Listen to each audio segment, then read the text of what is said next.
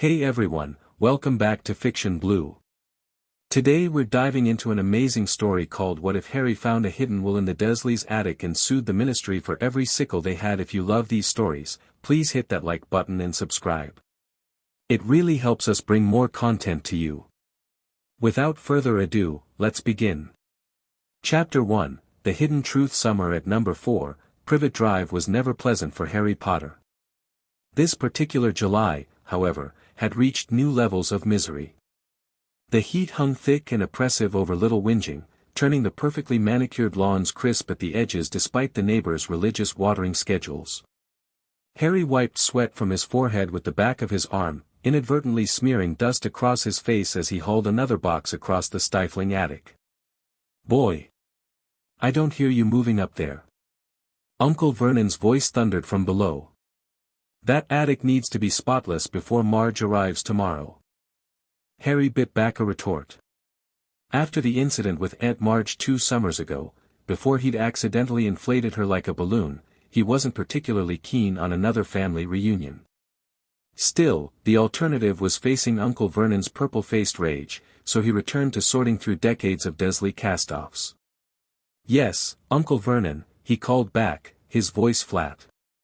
At 15, he'd learned when battles were worth fighting. Moonlight filtered through the single grimy attic window, casting long shadows across the cluttered space. Harry had been at it for hours, and his aunt and uncle had long since gone to bed, leaving him to finish the job. Another box of Dudley's broken toys, somehow too precious to throw away but not worth keeping anywhere accessible, joined the keep pile. Harry reached for a weathered trunk pushed far into the corner, half hidden beneath an old quilt. He'd never seen it before, which was unusual given how many times he'd been forced to clean this space. Curiosity piqued, he dragged it forward. Unlike the other plastic containers and cardboard boxes, this was an old-fashioned wooden trunk with metal fixtures gone green with age. No padlock secured it, just an unusual latch that felt oddly warm beneath his fingers. When he tried to flip it open, a small spark stung his hand. Ouch!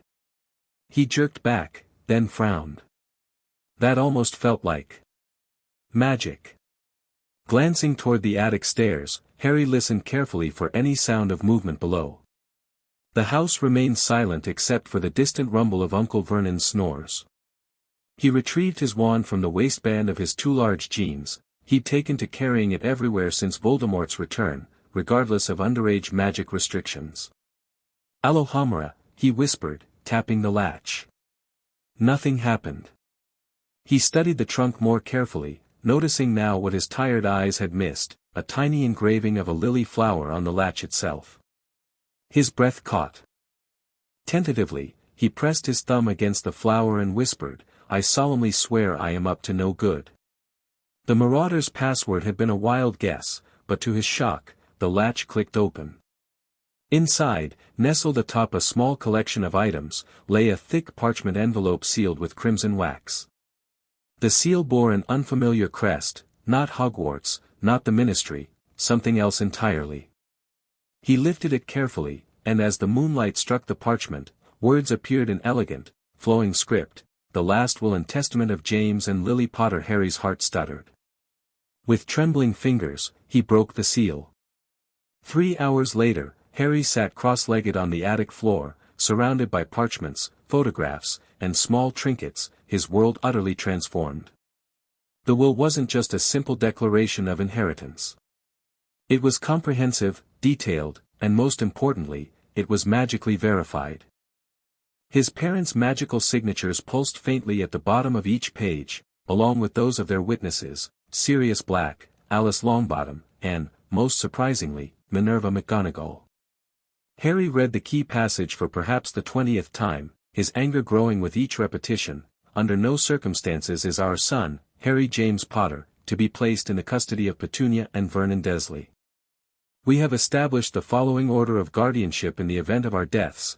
1. Sirius Black, Harry's godfather by magic and by law. 2. Frank and Alice Longbottom. 3. Minerva McGonagall. 4. Andromeda and Ted Tonks. If none of the above individuals are able to take guardianship, Harry is to be placed with a wizarding family selected by the executor of our will, Albus Dumbledore, with the explicit condition that our son be raised with knowledge of his heritage and with love. But it was the financial sections that truly made his blood boil. The entirety of the Potter family vaults, properties, and investments are to be held in trust for Harry until his 17th birthday, with an annual stipend of 5,000 galleons to be provided for his care and education.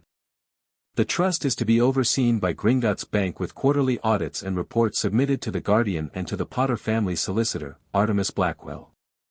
Harry had never seen a canute of that money. Not one report had ever reached him.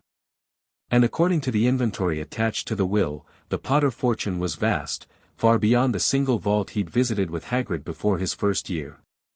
A separate sheet listed properties: a cottage in Godric's Hollow, damaged but still standing, a London townhouse, a country manor in Wales, and shares in several magical businesses including quality Quidditch supplies and Flourish and Blots. Harry's mind reeled. For 14 years, he'd been told his parents left him nothing but a small trust vault. For 14 years, he'd worn Dudley's cast-offs and slept in a cupboard while thousands of galleons meant for his care had gone, where? The final document in the packet answered that question. It was a Gringotts inheritance activation form, pre-filled with his name, requiring only his magical signature to initiate a full accounting of the Potter estate. "I need to go to Diagon Alley," he whispered to the empty attic. Immediately. A floorboard creaked somewhere below, startling him back to reality. He couldn't just leave, not with the Dursleys watching him like hawks and likely some Order member stationed outside, for his protection. He needed a plan. Harry carefully returned everything to the trunk except the will, the inheritance form, and a small golden key he'd found with his name engraved upon it, different from his vault key. These he tucked inside a secret pocket he'd sewn into his jacket. Then he locked the trunk and pushed it back to its hiding place. As he descended the attic stairs, his mind raced through possibilities. The Dursleys would never willingly take him to London. The night bus was too conspicuous with Order members watching. He needed a legitimate reason to visit Diagon Alley, one that neither the Dursleys nor Dumbledore's people could deny. The answer came to him as he reached the second-floor landing. School supplies. Fifth year meant OWLs, which surely required special materials. He'd write to Ron first thing in the morning, asking him to confirm they needed unusual supplies that could only be purchased in person. But first, he had questions for his aunt and uncle. "You knew," Harry said quietly from the kitchen doorway the next morning. Aunt Petunia jumped, sloshing tea over the rim of her cup and onto the immaculate counter. "Don't sneak up like that," she hissed, grabbing a cloth to wipe up the spill. "You knew about the will. You knew I was never supposed to come here." Her thin face paled. "I don't know what you're talking about." "The trunk in the attic. My parents' will. The one that specifically stated I should never be placed with you." Harry took a step into the kitchen. "The one that mentioned a substantial yearly allowance for my care, money you clearly never spent on me." "Vernon!" Petunia called, her voice high with panic. "Vernon!" Heavy footsteps thundered down the stairs, and Uncle Vernon appeared in the doorway, his mustache quivering with irritation. "What's all this shouting?" Trying to have a lie-in on a Saturday, he stopped when he saw Harry's expression. "What's he done now?" "He's making wild accusations," Petunia said quickly. "About some will, not accusations. Facts." Harry pulled the parchment from his pocket, unfolding it on the kitchen table. "My parents left a magically binding will. I found it in your attic." Vernon's face darkened from pink to purple. "You've been snooping, I was cleaning. Like you told me to." Harry's voice remained calm, though his heart hammered against his ribs. "This will states I was never to be placed with you. It names 4 other guardians before suggesting any alternative placement. It also allocates 5,000 galleons yearly, that's about £25,000, for my care." Vernon's small eyes darted to the parchment, then away. A vein pulsed in his forehead. "You knew," Harry repeated. "Both of you." You knew and you took me anyway. Why? You've made it abundantly clear you never wanted me. Silence stretched between them. Then Petunia spoke, her voice barely above a whisper. That old man. The one with the beard. He brought you in the night, left you on our doorstep with just a letter. Her lips thinned to a bloodless line. The letter mentioned, arrangements. Financial arrangements. Harry's stomach clenched. Dumbledore. Dumbledore offered you money? Said it would come quarterly, Vernon interjected, seeming unable to help himself. For your upkeep. Wasn't nearly enough for the trouble, but, so you did receive my money, Harry said flatly. For 14 years. We clothed you. Fed you. Put a roof over your ungrateful head. Vernon bellowed. You gave me Dudley's cast-offs. You fed me less than everyone else. You kept me in a cupboard. Harry's voice grew quieter with each accusation. That money was meant for my care, not for Dudley's second bedroom or holidays to Majorca or your company car. Vernon lunged forward, but Harry was faster, drawing his wand. The large man froze. You can't do magic outside that freak school, he said, but his voice lacked conviction. Want to test that theory? Harry asked softly. Given what I learned last night, I'm feeling particularly reckless. Vernon took a step back, his jowls quivering. I'm going to Diagon Alley, the wizard shopping street, Harry said. Today.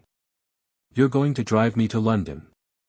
Like hell or I can wait for the wizards who check on me to arrive for their daily patrol, and explain what I've found.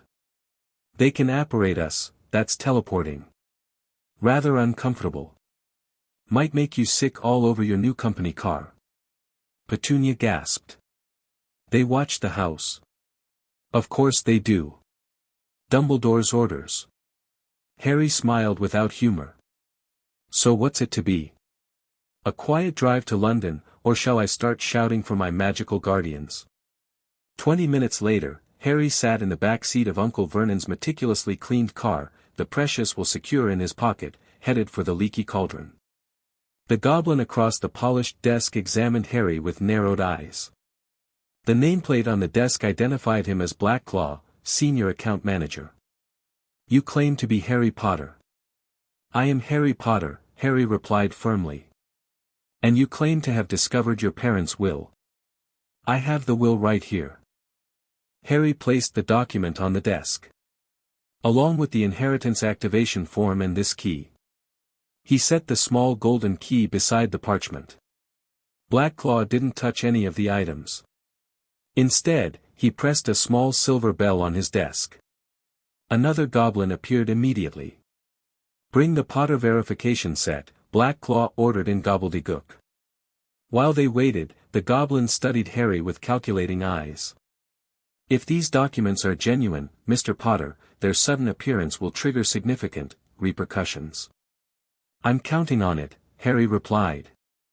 The second goblin returned carrying an ornate wooden box. Blackclaw opened it to reveal a shallow stone basin similar to a pensieve but smaller, a silver dagger, and several crystal vials containing swirling silver substances. Your hand, Mr. Potter. Harry hesitated only briefly before extending his right hand. The goblin took it with surprising gentleness, turning it palm up.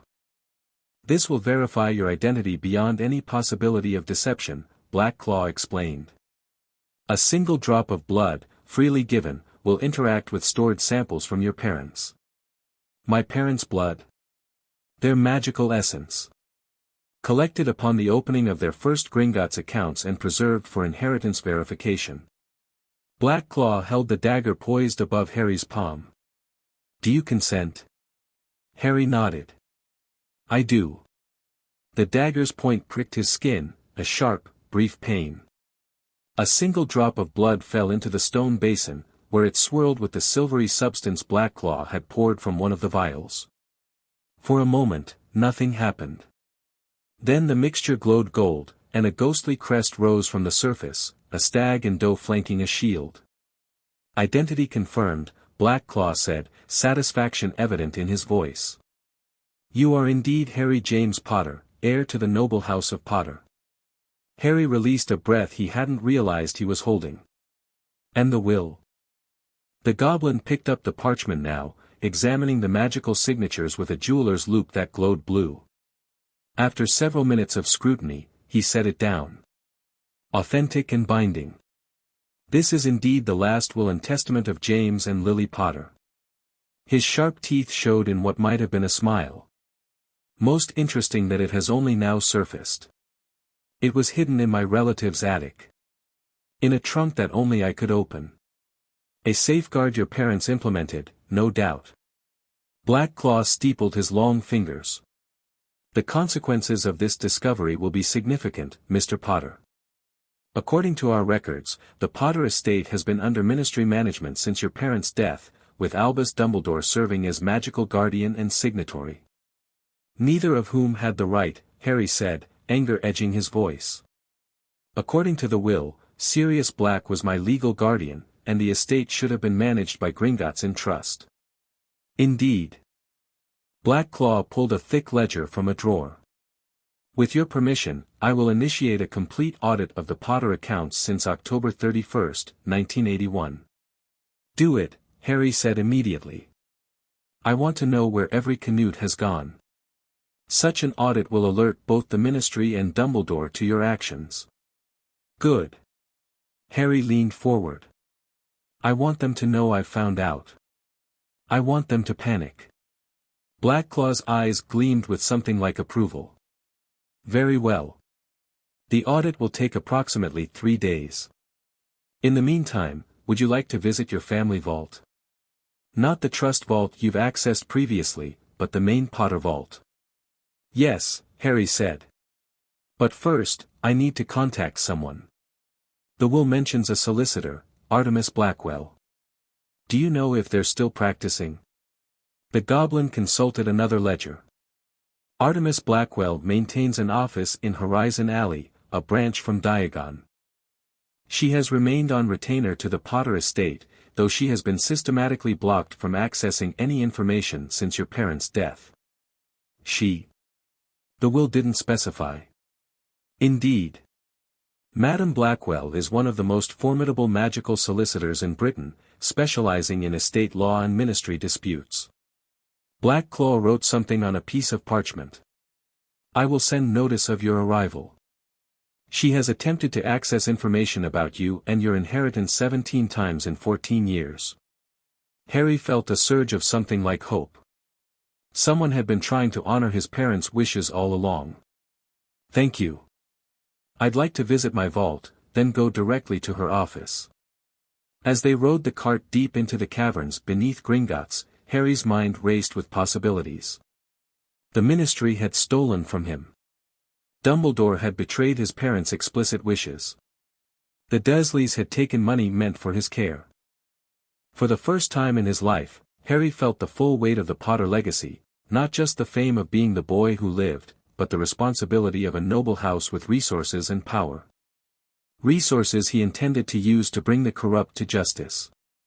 The cart screeched to a halt before an imposing door emblazoned with the same crest he'd seen rise from the verification basin. Black Claw gestured to the small golden keyhole. Your inheritance key, Mr. Potter. The key slid in smoothly. The massive door swung open with barely a sound, revealing not just piles of gold, though there were certainly those, but shelves of books, display cases of magical artifacts, racks of weapons, and portraits in ornate frames. One portrait near the entrance sprang to life as Harry stepped inside. By Merlin's beard! You must be Harry, exclaimed the painted figure of an elderly wizard with wild white hair and spectacles remarkably similar to Harry's own. Fleamont Potter, your grandfather. About bloody time someone from the family showed up. Where have you been, boy? And where's that thieving ministry stooge who's been picking through our treasures? Harry stared, momentarily speechless. Then he found his voice. Grandfather, I think we have a lot to discuss. And then I'm going to need your help to sue the ministry for every sickle they've taken from us. Fleamont Potter's painted face split into a fierce grin. Now you're talking like a Potter. Artemis Blackwell's office was nothing like Harry expected. Rather than the stuffy, paper-filled room he'd imagined, her space was open and airy, with expansive windows charmed to show a view of London that couldn't possibly be real given their location.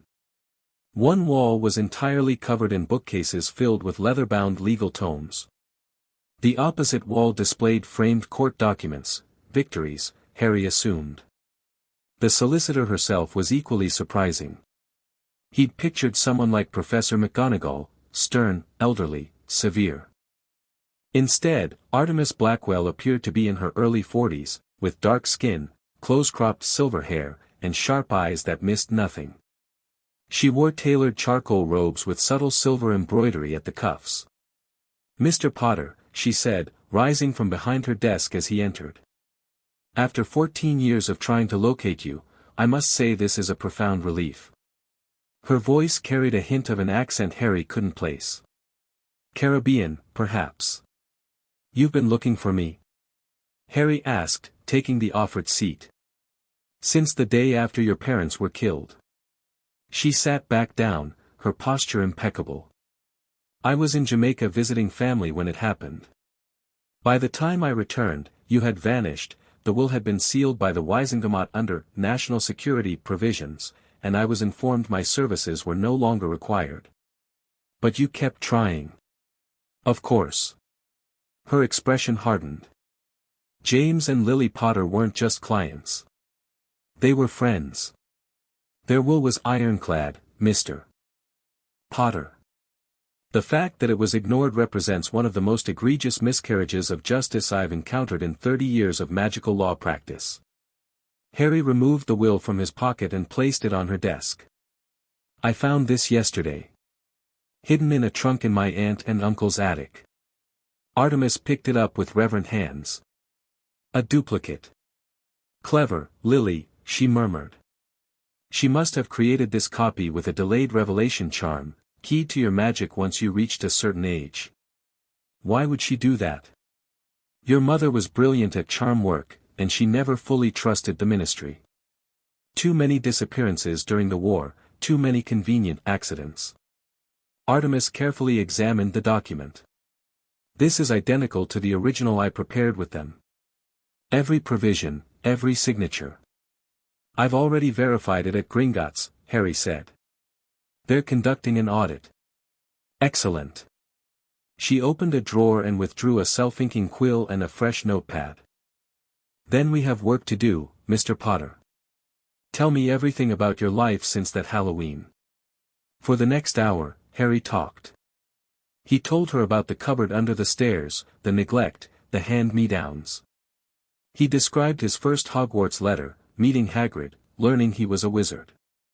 He explained about the Philosopher's Stone, the Chamber of Secrets, freeing Sirius, and the Triwizard Tournament. He told her about Cedric's death and Voldemort's return.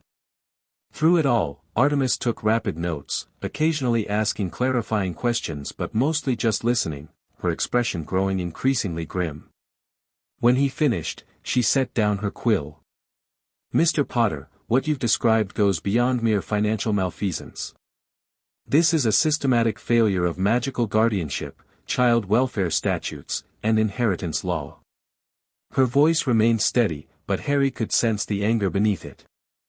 "You have grounds for a comprehensive case against multiple parties, the Ministry of Magic, Albus Dumbledore, and your relatives." "I want to sue them all," Harry said firmly. "Not just for the money, though I want every Canute returned, but for justice. They need to be held accountable." "Indeed they do." She tapped her fingers on the desk thoughtfully. "However, we must proceed strategically. The Ministry will use every tool at their disposal to discredit you, especially given your recent statements about the Dark Lord's return." "Let them try," Harry said coldly. "I have evidence now.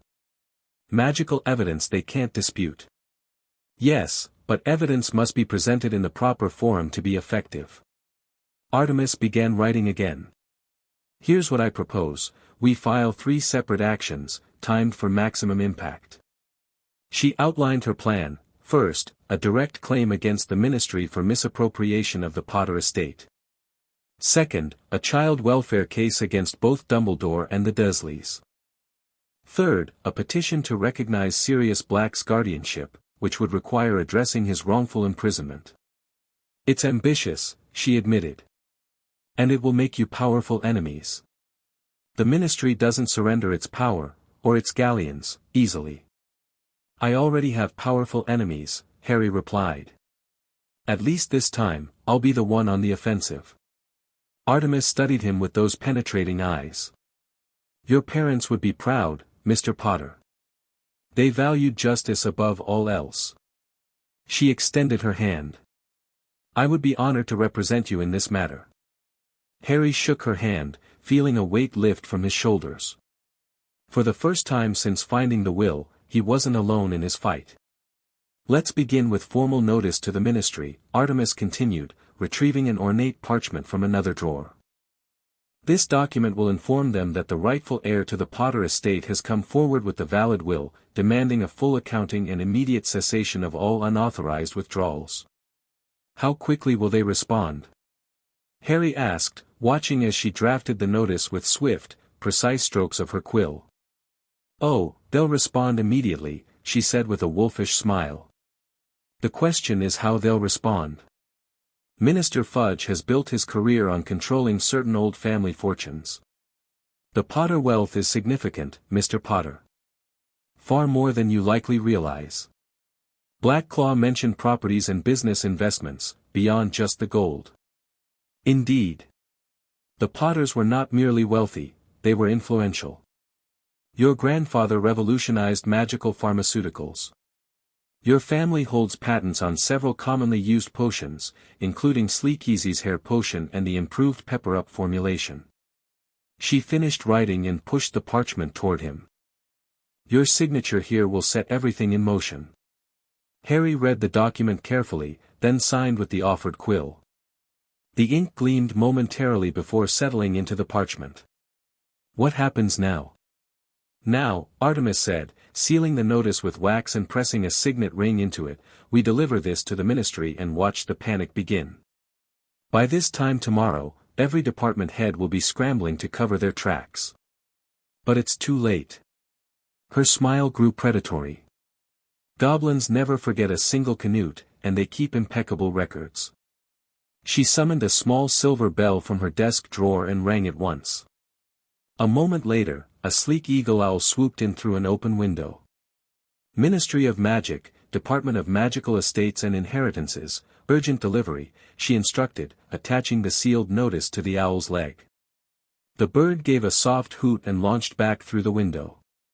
We've just lit the fuse, Mr. Potter. Artemis checked her watch. I estimate we have approximately 12 hours before they attempt to discredit you, threaten you, or both. Where are you staying tonight? The question caught Harry off guard. I hadn't thought that far ahead. I suppose I'll have to go back to the Dursleys. Absolutely not. Artemis shook her head firmly. The moment this notice hits the ministry, you'll need security. Your relative's home is the first place they'll look, and it's not protected against legal intrusion. Isn't it? Dumbledore always said there were blood wards. Blood wards protect against magical attack, not against ministry officials with warrants. She considered for a moment. You need somewhere with both physical and legal protection. Somewhere they wouldn't think to look immediately. I could contact my godfather, Harry suggested cautiously. He's in hiding, but he has a place. Artemis's expression sharpened. Sirius Black. Yes, his case will be part of our strategy, but for now, his fugitive status makes his protection problematic. She drummed her fingers on the desk again, then nodded decisively. You'll stay with me. With you? My home is under a Fidelius charm, with myself as secret keeper.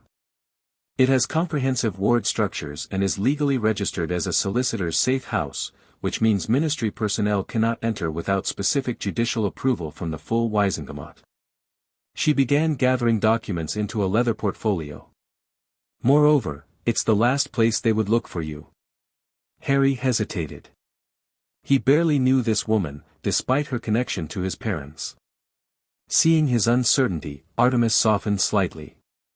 "Mr. Potter, Harry, I swore an oath to your parents to protect their interests and yours. That oath is magically binding. I literally cannot betray you without losing my magic and my life. You do that?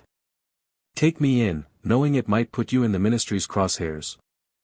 "The ministry and I have a long history of being in each other's crosshairs," she replied dryly. "Besides, I've waited 14 years to fulfill my obligation to James and Lily.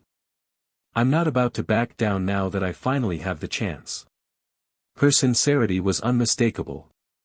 After years of half-truths from Dumbledore and outright lies from others, the straightforward commitment was refreshing. "Thank you," Harry said. "I accept." "Excellent." She stood and shrunk her portfolio with a tap of her wand, tucking it into a pocket. "There's one more stop we should make before leaving Diagon Alley. You'll need your own owl for secure communications, and I suggest we visit Twilfit and Tattings for proper robes. If you're going to challenge the ministry, you should look the part of the Potter heir." Harry glanced down at his oversized hand-me-downs and nodded. "Lead the way." The small cottage appeared unremarkable from the outside, a simple stone structure with a thatched roof, nestled at the edge of a forest Harry didn't recognize. But as Artemis led him through the front door, the interior revealed itself to be spacious and elegant, with warm wooden floors, comfortable furniture, and walls lined with books. "Welcome to Blackwell Cottage," she said, setting down the packages from their shopping expedition. "The guest room is upstairs, first door on the right. The bathroom is adjacent. Make yourself comfortable while I activate the additional wards." Harry climbed the narrow staircase, his new snowy owl, a female he'd named Athena, perched on his shoulder. The guest room was simple but pleasant, with a comfortable-looking four-poster bed, a writing desk beneath a window overlooking a garden, and an empty bookcase he suspected Artemis kept available for visitors' use. He set Athena's cage near the window and opened it. The owl hopped inside gratefully after the journey.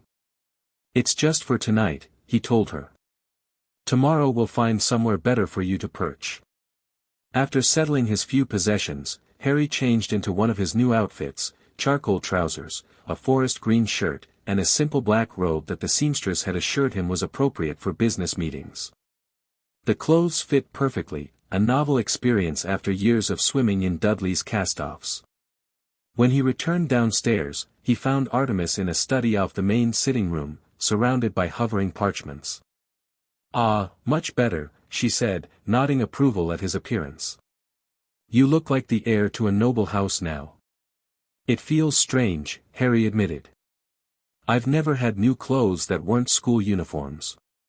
"Another item for the negligence claim," she muttered, making a note on one of the floating parchments. "Come, sit.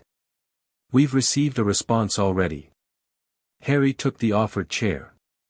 "From the ministry?" "That was fast." "From Gringotts, actually." She handed him a sealed envelope bearing the bank's crest. "They've completed a preliminary assessment of your accounts." Harry broke the seal and unfolded the parchment inside. The contents made his blood run cold.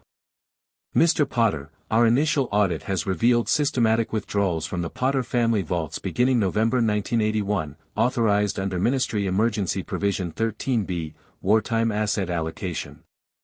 These withdrawals total 2.3 million galleons to date. Additionally, quarterly disbursements of 1,250 galleons, 5,000 annually, have been directed to a Muggle bank account in the name of Vernon and Petunia Dursley since December 1981. Separate withdrawals totaling 86,000 galleons have been made by Albus Dumbledore as your magical guardian, ostensibly for your education and welfare. The Potter investment portfolio has been under ministry management, with all proceeds diverted to ministry accounts under the classification, Special Security Fund. These transactions appear to directly violate the terms of the Potter will. We await your instructions regarding recovery actions. Blackclaw Senior Account Manager Gringotts Bank. Harry looked up, his expression thunderous. They've stolen over 2 million galleons. And Dumbledore took 86,000 supposedly for me. I've never seen a Canute of it. And the Dursleys have received over 70,000 galleons for your care, Artemis noted, her tone bitter. While keeping you in a cupboard and dressing you in rags. Harry's hands tightened on the parchment. I want it all back. Every last Canute. We'll get it back, Artemis promised. With interest and punitive damages. A soft chime sounded through the cottage. Artemis waved her wand, and a small mirror on the wall glowed blue. Right on schedule, she murmured. Ministry representatives at my office. 3 of them, by the look of it. The mirror showed the interior of her office, where 2 wizards and a witch in official ministry robes were examining her empty desk with increasing frustration. Can they hear us? Harry whispered. No. It's one-way observation only. She watched with satisfaction as one of the wizards tried to open her filing cabinet, only to leap back when the drawer snapped at his fingers. That would be Williamson from Magical Law Enforcement. The woman is Dolores Umbridge, Senior Undersecretary to the Minister. And the third, Percy Weasley, Harry said, recognizing Ron's estranged brother. He works for Fudge. They've brought the minister's personal assistant. Interesting. Artemis observed them with clinical detachment. They're not just trying to intimidate, they're genuinely panicking. Good. In the mirror, Umbridge was speaking, her lips moving in what looked like a practiced speech. Then she removed her wand and appeared to cast a searching spell. Attempting to locate privileged documents, Artemis noted with a smirk. My office doesn't respond well to unauthorized magic. As if on cue, the lights in the office flashed red, and a high-pitched alarm began to wail. The 3 ministry officials covered their ears in pain. Security feature, Artemis explained as they watched the trio flee the office. Any unauthorized attempt to access client files triggers a sonic defense and automatically alerts the Department of Magical Law Enforcement that someone is attempting to tamper with legal documents. So they've just reported themselves. Indeed. An official record of their intrusion will be logged. More evidence for our case. She waved her wand again, and the mirror returned to its normal reflective state. They'll try your relatives' home next, then probably Hogwarts. When both prove fruitless, they'll begin monitoring known locations, Diagon Alley, Hogsmeade, perhaps the homes of your known friends. My friends, Harry said suddenly. I should warn them. Ron and Hermione, they'll worry when they can't reach me. You can send your owl in the morning with carefully worded messages. For tonight, it's best if no one knows your location. Artemis checked her watch. It's late, and tomorrow will be demanding. I suggest you get some rest, Harry. As he climbed the stairs to the guest room, exhaustion finally catching up with him, Harry reflected on how drastically his life had changed in just 24 hours. He'd discovered his birthright, confronted the Dursleys, visited his true family vault, secured legal representation, and set in motion a case that would shake the wizarding world's power structures. For years, he'd been reactive, responding to threats, surviving challenges, enduring hardships. Now, for the first time, he was taking control. Setting the terms of engagement. Becoming the Potter heir his parents had intended him to be. He fell asleep that night not with nightmares of Voldemort or Cedric's death, but with dreams of justice long overdue. The Daily Prophet arrived with the dawn, carried by a tawny owl that tapped impatiently at the kitchen window. Artemis, already dressed in formal robes and sipping tea at the table, retrieved the newspaper and placed 3 nuts in the owl's pouch. Right on time, she murmured, spreading the paper on the table as Harry entered the kitchen, still pulling on his new robe over his clothes. The headline screamed across the front page, Boy Who Lived Challenges Ministry, Potter Heir Alleges Theft and Fraud. Below it, a photograph from Harry's 4th year, likely taken during the Triwizard Tournament, showed him looking solemn and determined. They didn't waste any time, Harry remarked, sliding into a chair across from her. Ministry Damage Control, Artemis replied, offering him the paper. Let's see what narrative they're constructing. Harry scanned the article. In a shocking development that has rocked the Ministry of Magic, Harry Potter, the boy who lived, has filed formal notice of legal action against multiple ministry departments, alleging widespread misappropriation of his family's substantial fortune. Sources within the Department of Magical Inheritances confirm that Potter, 15, has produced a previously unknown copy of his parents' will, challenging the ministry's 14-year management of the Potter estate. "This is clearly a misunderstanding," said Minister Cornelius Fudge in an exclusive interview. "The Potter assets have been managed with the utmost integrity under special wartime provisions. Mr. Potter has obviously been misled by parties seeking to destabilize our government during this sensitive time." The minister referenced Potter's recent, disturbed behavior, including claims about the return of he who must not be named, suggesting this legal maneuver may be an attempt to regain public attention after being discredited. "We're concerned about young Harry," added Senior Undersecretary Dolores Umbridge. "To be manipulated into such serious accusations at his age speaks to potential exploitation by adult influences with anti-ministry agendas." The ministry has issued a protective order requiring Potter to present himself to the Department of Magical Child Welfare for evaluation, citing concerns about his mental and emotional stability. Potter's whereabouts are currently unknown, with reports suggesting he has fled his Muggle relative's home. Anyone with information about his location is urged to contact ministry authorities immediately. Harry set the paper down, his expression cold. "They're painting me as mentally unstable and trying to force me into their custody." "A predictable move," Artemis said calmly, "but ultimately ineffective. A protective order requires evidence of endangerment, which they don't have. Moreover, they've just publicly acknowledged the existence of the will, which they can't retract." She pointed to a smaller headline below the fold: "Gringotts confirms audit of Potter estate, Goblin Nation deeply concerned by findings." "The goblins have entered the fray publicly," she said with satisfaction. "That's significant.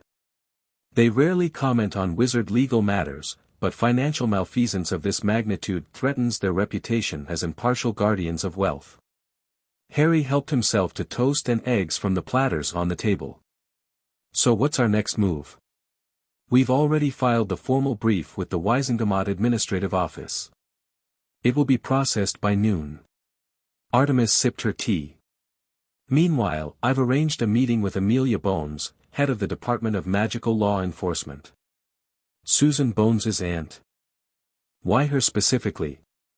"Madame Bones is known for her integrity, and importantly, she has no direct connection to the Potter estate management. She's one of the few department heads who hasn't benefited from the ministry's creative accounting. Can we trust her?" "In magical law, trust is a luxury. But Madame Bones has a reputation for following evidence rather than political expediency." Artemis checked her watch. "Our meeting is at 10. Before we leave, you should send those messages to your friends." Brief, nonspecific, but reassuring. Harry nodded and went to retrieve parchment and quill from his room. After careful consideration, he wrote 2 short notes: "Ron, I'm safe and staying with trusted allies. Found important family documents that change everything. Will explain when I see you. Don't worry, but be careful what you say around adults for now. If anyone asks, you haven't heard from me. Harry Hermione, I've discovered my parents' will and evidence of major theft from my family vaults. I've retained a solicitor and am pursuing legal action against the ministry. I'm safe but can't disclose my location. Don't try to contact me, I'll reach out when it's secure. Trust no one with this information, not even Dumbledore." He sent Athena off with both messages, watching her disappear into the morning sky before rejoining Artemis downstairs. "Ready?" she asked, holding out a small silver bracelet. "This is a port key directly to a secure meeting room in the DMLE. Madame Bones arranged it personally to bypass ministry entry checkpoints." Harry eyed the bracelet warily, remembering his last experience with a port key. "It's registered and logged," Artemis assured him, sensing his hesitation. "Completely legitimate." With a deep breath, Harry took hold of the bracelet. The familiar hook behind the navel sensation jerked him forward, and the world spun into a blur of color. The meeting room was austere but comfortable, with a polished oak table surrounded by high-backed chairs. Windows charmed to show a pleasant garden view lined one wall, though Harry suspected they were underground in the ministry. Amelia Bones sat at the head of the table, her monocle glinting in the light as she reviewed a stack of parchments. She looked up as they appeared, her expression carefully neutral. "Miss Blackwell." "Mr. Potter." She rose slightly in greeting. "Thank you for agreeing to this meeting." "Thank you for arranging secure passage," Artemis replied, taking a seat and gesturing for Harry to do the same. "I understand the minister is eager to locate my client." "That's putting it mildly," Madam Bones said dryly. "The ministry is in an uproar. 14 years of financial arrangements suddenly threatened by the appearance of a supposedly sealed will." She turned her steady gaze to Harry. "You've created quite the storm, Mr. Potter." "I didn't create it," Harry replied evenly. "I'm just bringing it to light." "Indeed." She tapped the parchments before her. "I've reviewed the preliminary findings from Gringotts. If accurate, they represent a disturbing pattern of financial mismanagement at best, outright theft at worst." "The evidence is irrefutable," Artemis said. "The will's authenticity has been verified by both magical and goblin standards. The financial records show clear violation of the testamentary instructions." "I don't dispute that." Madam Bones removed her monocle and polished it thoughtfully. "What concerns me is the extent of the discrepancies. This isn't a matter of a few misallocated galleons. We're talking about systematic diversion of funds that would require approval at the highest levels of government." "Including Minister Fudge?" Harry asked directly. Madam Bones replaced her monocle. "I think we all know the answer to that, Mr. Potter." "Then why are we here?" Harry leaned forward. "If you already believe the evidence, because evidence and justice don't always align in our world," she interrupted. "Particularly when powerful figures are implicated." "Madam Bones," Artemis interjected, "are you suggesting the ministry will obstruct justice in this matter?" "I'm suggesting that the minister has already begun constructing a narrative to discredit Mr. Potter and suppress this case." She pushed a document across the table. "This is a draft executive order declaring the Potter estate a matter of national security due to its connection to the defeat of you-know-who. If signed, it would classify all related financial records and effectively halt your legal proceedings." Harry felt a cold anger building in his chest. "So they steal from me for 14 years, and when caught, they simply declare it a state secret?" "That appears to be the strategy," Madam Bones confirmed. "Which is why I arranged this meeting. Once that order is signed, likely this afternoon, my official capacity to assist will be severely limited." "You're warning us," Artemis realized. "Why?" "Because the law should mean something." Madam Bones's tone hardened. "Because a child was left with inappropriate guardians while his inheritance was pillaged. Because if the ministry can do this to the Potter heir, they can do it to anyone." She straightened in her chair. "And because my niece Susan speaks highly of you, Mr. Potter. She says you're honest, even when the truth is inconvenient or dangerous." Harry hadn't expected that. He'd barely spoken to Susan Bones at Hogwarts, though they'd worked together occasionally in herbology. "What can we do?" he asked. "If they're going to classify everything?" "Execute your legal strategy quickly," Madam Bones advised. "Once evidence is formally presented to the Wisengamot, it enters the public record. Even an executive order cannot retroactively seal what's already been made public." "We'd need to file for an emergency hearing," Artemis mused.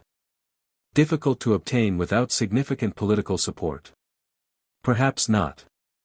Madam Bones opened a drawer in the table and removed a sealed scroll. "This is a formal request for investigation from the Department of Magical Law Enforcement into potential financial crimes involving protected estates.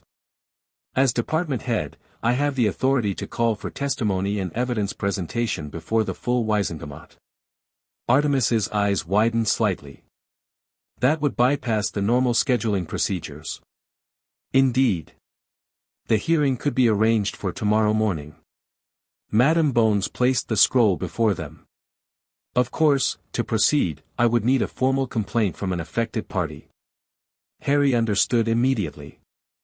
She was offering them a legal shortcut, one that would get their evidence into the public record before Fudge could suppress it. "Where do I sign?" he asked without hesitation. 20 minutes later, they had completed the necessary paperwork. Madam Bones tucked the documents into her robes. "The hearing will be scheduled for 9 o'clock tomorrow morning. Full Wisengamot attendance will be mandatory, given the nature of the allegations." She stood, signaling the end of their meeting. "I suggest you prepare thoroughly, Mr. Potter. You'll face hostile questioning, not just about the financial matters but about your recent claims regarding he who must not be named." "I'll be ready," Harry promised. "One more thing." Madam Bones's voice softened slightly. "My niece mentioned your defense lessons last year, Dumbledore's Army, I believe you called it." Harry tensed. How had Susan known that name? They'd only decided on it in their last meeting before the holiday break. Seeing his alarm, Madam Bones smiled faintly. "Don't worry, Mr. Potter. Susan has been practicing the shield charm at home. Her form has improved significantly. I merely thought you should know that your teaching has had practical applications." With that cryptic comment, she handed them another portkey, a simple quill, that would return them to Blackwell Cottage. "Until tomorrow," she said by way of farewell. As the portkey activated, Harry caught a final glimpse of her expression, determined, but with something that looked remarkably like anticipation. Chapter 2, The Court of Public Opinion. The ancient stone corridors of the Ministry of Magic echoed with Harry's footsteps as he walked beside Artemis Blackwell toward courtroom 10. Unlike his previous visit, when he'd been alone, terrified, and facing expulsion, today he moved with purpose, his new robes flowing behind him, his back straight. Artemis had insisted on the formal attire, deep green robes with subtle silver threading that emphasized his position without flaunting it. "Remember," Artemis murmured as they approached the imposing double doors, "they will attempt to discredit you personally rather than address the evidence. Stay calm, speak directly, and defer to me when appropriate." Harry nodded, his hand instinctively reaching into his pocket to touch the copy of his parents' will. "I'm ready." The doors swung open to reveal the full Wisengamot assembled in their plum-colored robes, tiered seating rising in a semicircle around the central floor. Harry recognized a few faces: Dumbledore in the chief warlock's seat, looking troubled, Fudge nearby, his expression thunderous, Umbridge with her toad-like smile, and Amelia Bones, whose composed features betrayed nothing. What he hadn't expected was the packed public gallery. Reporters with quick quotes, quills poised, ministry officials whispering behind hands, and, his stomach lurched, familiar faces. In the back row sat Arthur Weasley, his red hair unmistakable. Beside him was Remus Lupin, looking more haggard than ever. And there, near the end of a middle row, a pink-haired witch who could only be Tonks tried unsuccessfully to blend in. The Order of the Phoenix was watching. "Disciplinary hearing of the 24th of July, began Fudge, his voice echoing in the sudden silence, into the allegations brought by Harry James Potter against the Ministry of Magic regarding financial. "Point of order, Minister," Artemis interrupted smoothly. "This is not a disciplinary hearing. This is an investigative proceeding called by the Department of Magical Law Enforcement under Statute 1503 regarding potential financial crimes against a protected estate." Fudge's face flushed. "Yes, well, if I may, Cornelius." Dumbledore's calm voice cut through the tension. "Madam Blackwell is correct. The nature of this proceeding must be properly entered into the record." Harry felt a complex surge of emotions at Dumbledore's intervention. The headmaster had been avoiding him since Voldemort's return, and now here he was, ostensibly helping, when the proceedings would inevitably reveal his own complicity. "Very well," Fudge snapped. "Investigative hearing of the 24th of July regarding potential financial irregularities involving the Potter estate." Interrogators, Cornelius Oswald Fudge, Minister for Magic; Amelia Susan Bones, Head of the Department of Magical Law Enforcement; Dolores Jane Umbridge, Senior Undersecretary to the Minister. Court Scribe, Percy Ignatius Weasley. Harry noticed Percy pointedly avoided looking in his direction or acknowledging his father's presence. Claimant, Harry James Potter, represented by Artemis Diana Blackwell, Solicitor. Fudge finished the formalities with barely concealed impatience. The charges, claims, Artemis corrected firmly. The claims, Fudge continued through gritted teeth, are as follows: misappropriation of funds from the Potter family vaults, violation of testamentary instructions, and improper guardianship arrangements. How does the ministry respond? A wizard Harry didn't recognize rose from the ministry benches. Bartholomew Higgins, Department of Magical Estates. The ministry categorically denies all claims. The Potter estate has been managed in accordance with Emergency Provision 13b due to the national security implications of the Potter family's connection to the defeat of He Who Must Not Be Named. Before we address those claims, Artemis said, stepping forward, I would like to present the previously sealed will of James and Lily Potter, which has now been verified as authentic by both Gringotts Bank and the Department of Magical Records. She placed the document on a pedestal in the center of the floor, where it glowed briefly before multiple copies appeared before each Wisengamot member. I draw your attention to clauses 7 through 12, which explicitly detail the guardianship arrangements for Harry Potter and the management of the Potter estate, Artemis continued. You will note that at no point does this legally binding document grant the ministry any authority over either matter. Harry watched as the assembled witches and wizards began reading. Expressions of surprise, concern, and in some cases, alarm spread across the chamber. Madame Bones adjusted her monocle. Mr. Potter, could you explain how this will came into your possession after 14 years? Harry stepped forward. I found it in my aunt and uncle's attic, hidden in a trunk that responded only to my magical signature. Based on what Madame Blackwell has determined, my mother created a duplicate with delayed revelation charms, ensuring I would eventually discover the truth regardless of what happened to the original. Convenient timing, Umbridge simpered, her girlish voice carrying a dangerous edge. Just when you needed to regain public attention after your disturbed claims about you-know-who. Harry felt his temper flare but kept his expression neutral. The timing wasn't my choice. The magic decided when I was ready. Ready for what, Mr. Potter? Asked Madame Bones. To learn that I was never meant to live with the Dursleys. That Sirius Black was my rightful guardian. That the ministry has been systematically stealing from my family vaults for 14 years. He met Fudge's gaze directly. Ready for the truth. A murmur ran through the gallery. These are serious accusations, Dumbledore said gravely. Perhaps it would be best to continue this discussion in a closed session, for Harry's own protection. My client refuses any closed session, Artemis replied immediately. The secrecy surrounding the Potter will has already caused 14 years of injustice. We will not permit further concealment. The will may be authentic, Higgins interjected, but Emergency Provision 13b supersedes testamentary instructions during times of national crisis. The fall of you-know-who created unprecedented circumstances. A provision that requires annual renewal and review, Artemis countered. Where are the records of these reviews? Where are the audit reports? Where is the documentation showing that the diverted funds were used for their stated purpose of national security? Silence fell over the chamber. Furthermore, she continued relentlessly, we have prepared a detailed accounting of the Potter estate assets as of October 31, 1981, compared with their current state. She waved her wand, and a complex financial chart appeared in the air above them.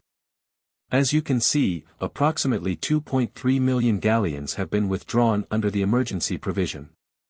Yet the documentation provided by the Department of Magical Estates shows only 1.7 million accounted for in official security expenditures. Where is the remaining 600,000 galleons? Madame Bones asked sharply. An excellent question, Artemis agreed.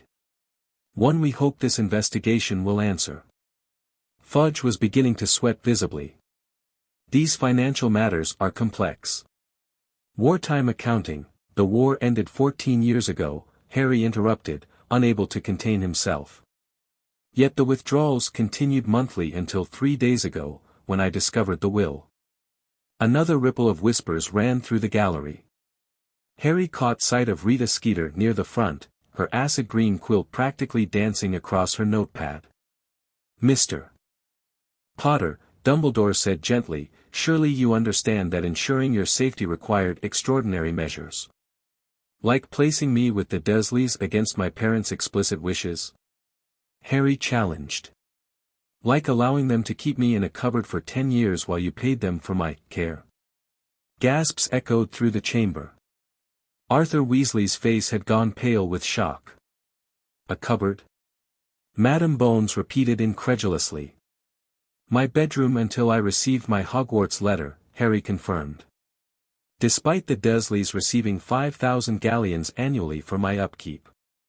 Dumbledore looked genuinely distressed. Harry, I had no idea, you had every responsibility to know, Artemis cut in coldly. As the executor of the will and the self-appointed magical guardian who authorized those payments. The hearing continued for another 2 hours, with Artemis methodically presenting evidence of financial discrepancies, misappropriated properties, and neglected business holdings. Harry testified about his living conditions at the Dursleys, the lack of basic necessities despite the generous stipend, and his complete ignorance of his family's legacy until 3 days prior. Throughout it all, he felt Dumbledore's gaze upon him, troubled, concerned, perhaps even regretful. But Harry couldn't bring himself to meet those blue eyes. The betrayal ran too deep. Finally, Madame Bones called for a recess to deliberate. As the Wisengamot members filed out, the reporters surged forward, shouting questions. Mr. Potter. Do you blame Dumbledore personally for the theft? Harry. Will you be suing the Dursleys as well? Is it true you've claimed guardianship of the Black family fortune too? Artemis efficiently steered him toward a side door. No questions at this time, she called over her shoulder. My client will issue a statement when appropriate. They slipped into a small antechamber, where Harry immediately loosened his formal collar, feeling like he could finally breathe. You did well, Artemis said, conjuring 2 glasses of water. They'll deliberate for about an hour. The evidence is overwhelmingly in our favor, but politics will complicate matters. Dumbledore seemed surprised about the cupboard, Harry noted, taking a grateful sip. Whether genuine or not, his reaction was valuable. The Wisengamot saw it. Artemis checked her pocket watch. We should expect visitors shortly. Visitors? As if on cue, a soft knock sounded at the door. Artemis waved her wand, revealing the identity of those outside before opening it. Arthur Weasley and Remus Lupin entered, both looking grave. Harry, Mr. Weasley began, his voice strained. We had no idea about any of this. Did you know I was never meant to live with the Dursleys? Harry asked directly. Arthur exchanged a glance with Remus. We were told it was the safest option. Blood protection. And did you know the ministry was taking money from my vaults? No, Remus said firmly. I would never have allowed that, Harry. Your parents, his voice broke slightly. James and Lily would be furious. They specifically named you as someone I should know, Professor Lupin, Harry said. The will directed Sirius to ensure I maintained connections with my parents' close friends. Instead, I didn't even know you existed until my 3rd year. Remus looked stricken. I tried to visit when you were young. Dumbledore said it wasn't safe, for either of us. That the blood protection required minimal magical contact. A convenient explanation, Artemis remarked coolly. One that effectively isolated Mr. Potter from any wizards who might have informed him of his rights or heritage. Dumbledore wouldn't, Arthur began. Wouldn't what? Harry interrupted. Wouldn't lie. Wouldn't manipulate. Wouldn't steal. The evidence suggests otherwise, Mr. Weasley. An uncomfortable silence fell. Harry felt a twinge of guilt for his harshness. Arthur Weasley had always been kind to him, but the anger that had been building for days wouldn't be contained. "What will you do now, Harry?" Remus asked finally. "If the Wisengamot rules in your favor, reclaim what's mine. Establish the truth. Make sure this never happens to another orphan." Harry met his former professor's gaze steadily. "And I'll need allies I can trust." The implication hung in the air. Were they with Dumbledore, or with him? Before either man could respond, another knock came at the door. This time, when Artemis checked, she raised an eyebrow in surprise before opening it. Susan Bones stood in the doorway, her auburn hair pulled back in a practical braid, wearing formal robes that suggested she'd been attending the hearing. "I'm sorry to interrupt," she said, taking in the assembled group. "Aunt Amelia sent me. She thinks you should know that the minister is attempting to sway votes during the recess. He's promising budget increases to department heads who side with the ministry." "Thank you, Miss Bones," Artemis said. "That's valuable information." Susan's eyes met Harry's. "I also wanted to say, I believe you, Harry. About everything."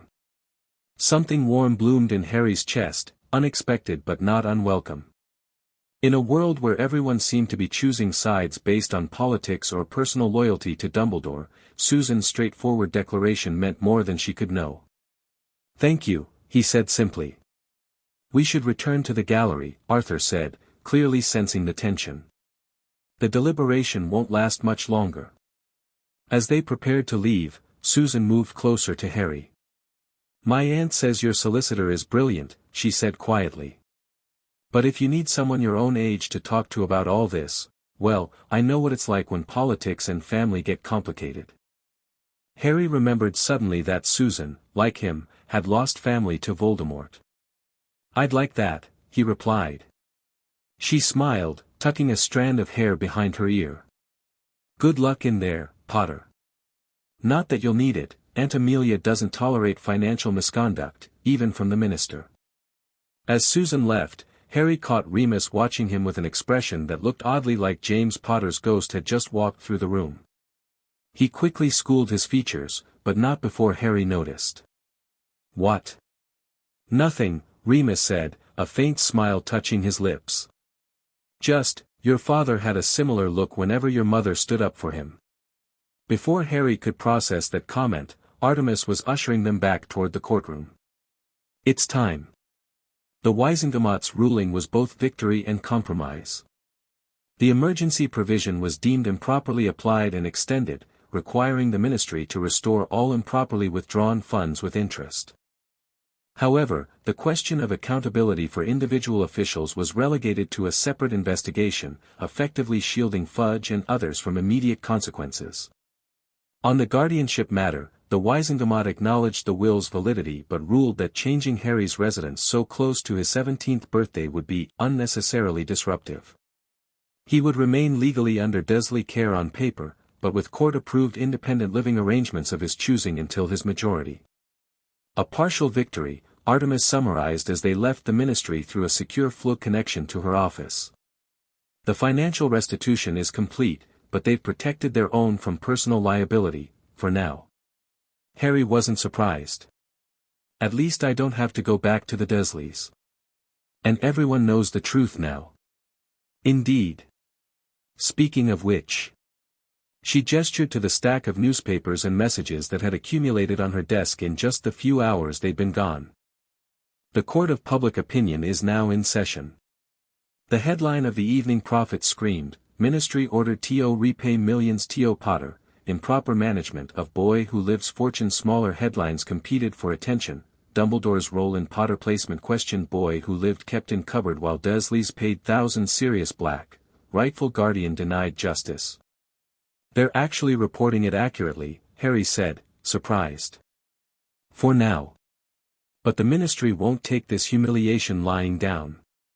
Artemis sorted through the messages. "We've received interview requests from every publication in Magical Britain. The Wizarding Wireless Network wants an exclusive. Even international outlets are inquiring." What should we do? Control the narrative. She handed him a specific request. This one, however, might be worth considering. Harry looked down at the note, written in a looping, somewhat uneven hand on rainbow-colored parchment. Dear Harry Potter, the Quibbler would be honored to publish your unedited account of the Potterwell discovery and subsequent legal battle. Unlike certain publications beholden to ministry influence, we promise to print your words exactly as written, with no editorial slant or censorship. My daughter Luna speaks highly of your integrity. Xenophilius Lovegood, Editor-in-Chief. Harry remembered Luna, strange, dreamy Luna, who had been the only one to openly believe him about Voldemort's return at the end of last term. The Quibbler isn't exactly mainstream, he noted. Which makes it perfect, Artemis replied. It's unlikely to be under ministry influence, and its readership is more diverse than you might think. Alternative publications often reach audiences that conventional media miss. Harry considered it. I'll think about it. Right now, I'd like to find somewhere to live for the rest of the summer. Somewhere that's actually mine. The Potter holdings include several properties that have been maintained by house elves in your absence. The London townhouse would be most practical, given our ongoing legal work. She hesitated. However, there are security considerations. With both the Ministry and potentially the Dark Lord interested in your whereabouts.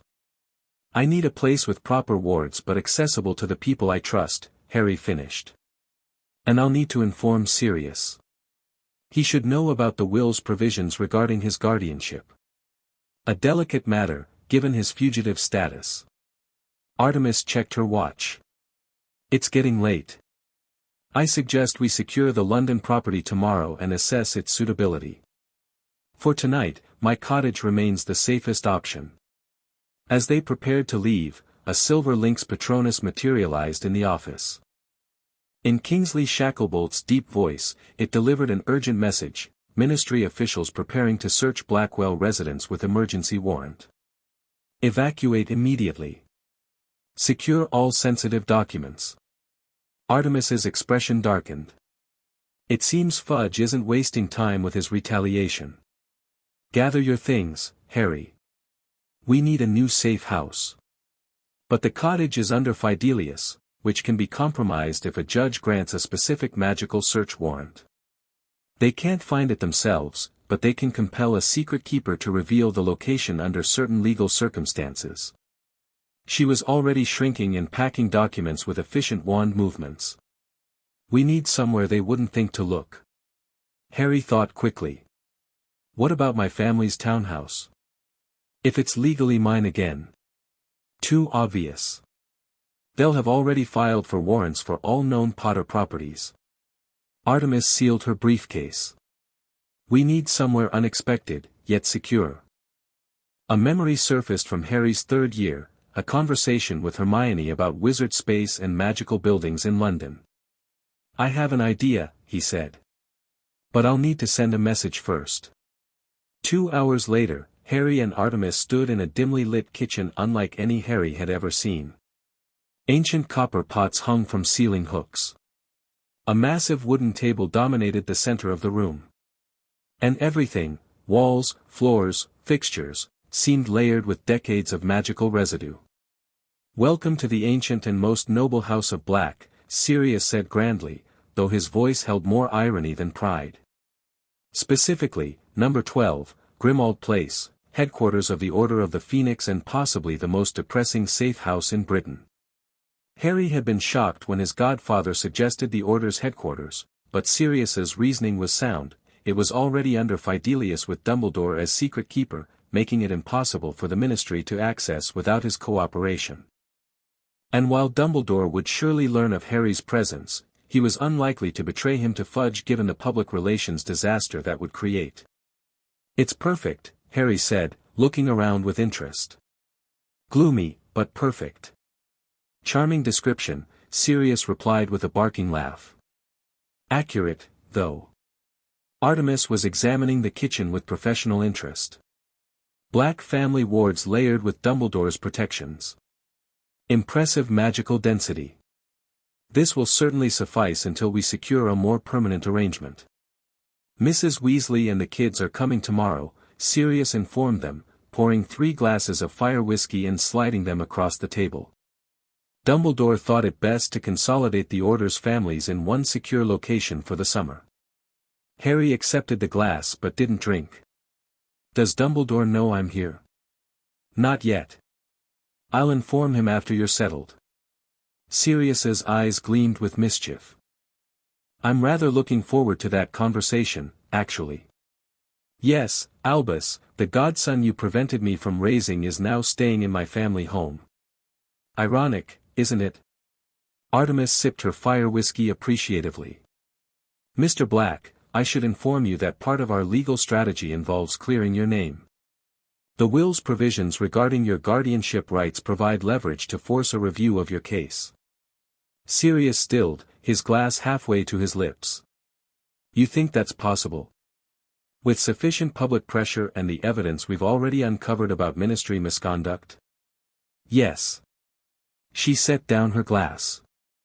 It won't be immediate, but it's a viable path forward. The hope that flashed across Sirius's gaunt face made him look years younger. For a moment, Harry could see the handsome young man from his parents' wedding photos. Well then, Sirius said, raising his glass. To justice, delayed but not denied. They clinked glasses, and Harry took a small sip, wincing at the burning sensation. Sirius laughed again, the sound echoing in the cavernous kitchen. Now, why don't I show you 2 to your rooms? Fair warning, this house hasn't been properly inhabited for years, so they're a work in progress. As they followed Sirius up creaking stairs, Harry felt something he hadn't experienced in a long time, a sense of possibility. He had allies, resources, and most importantly, the truth on his side. For once, he wasn't simply reacting to threats, he was setting the terms of engagement. The Ministry would retaliate, Dumbledore would attempt to regain control, and Voldemort remained a looming threat. But for the first time, Harry felt equipped to face them all on his own terms. Absolutely not. Molly Weasley's voice carried up 3 flights of stairs to where Harry sat with Ron, Hermione, and Ginny in a recently cleaned bedroom. They'd been attempting to catch up on everything that had happened, but the shouting match in the kitchen kept interrupting. She's been going for nearly 20 minutes, Ron said admiringly. Think she'll break her record from when Fred and George bewitched Percy's prefect badge? Hermione wasn't amused. This is serious, Ron. Your mother and Sirius are fighting about Harry giving an interview to the Quibbler. I still don't see why it's their decision, Harry said, frustration evident in his voice. It's my story to tell. Mum thinks you should keep your head down, Ginny explained. After what the prophet's been saying all summer about you being attention-seeking and disturbed, but the prophet changed its tune after the hearing, Harry pointed out.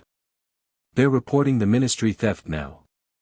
Only because it's too big to ignore, Hermione replied.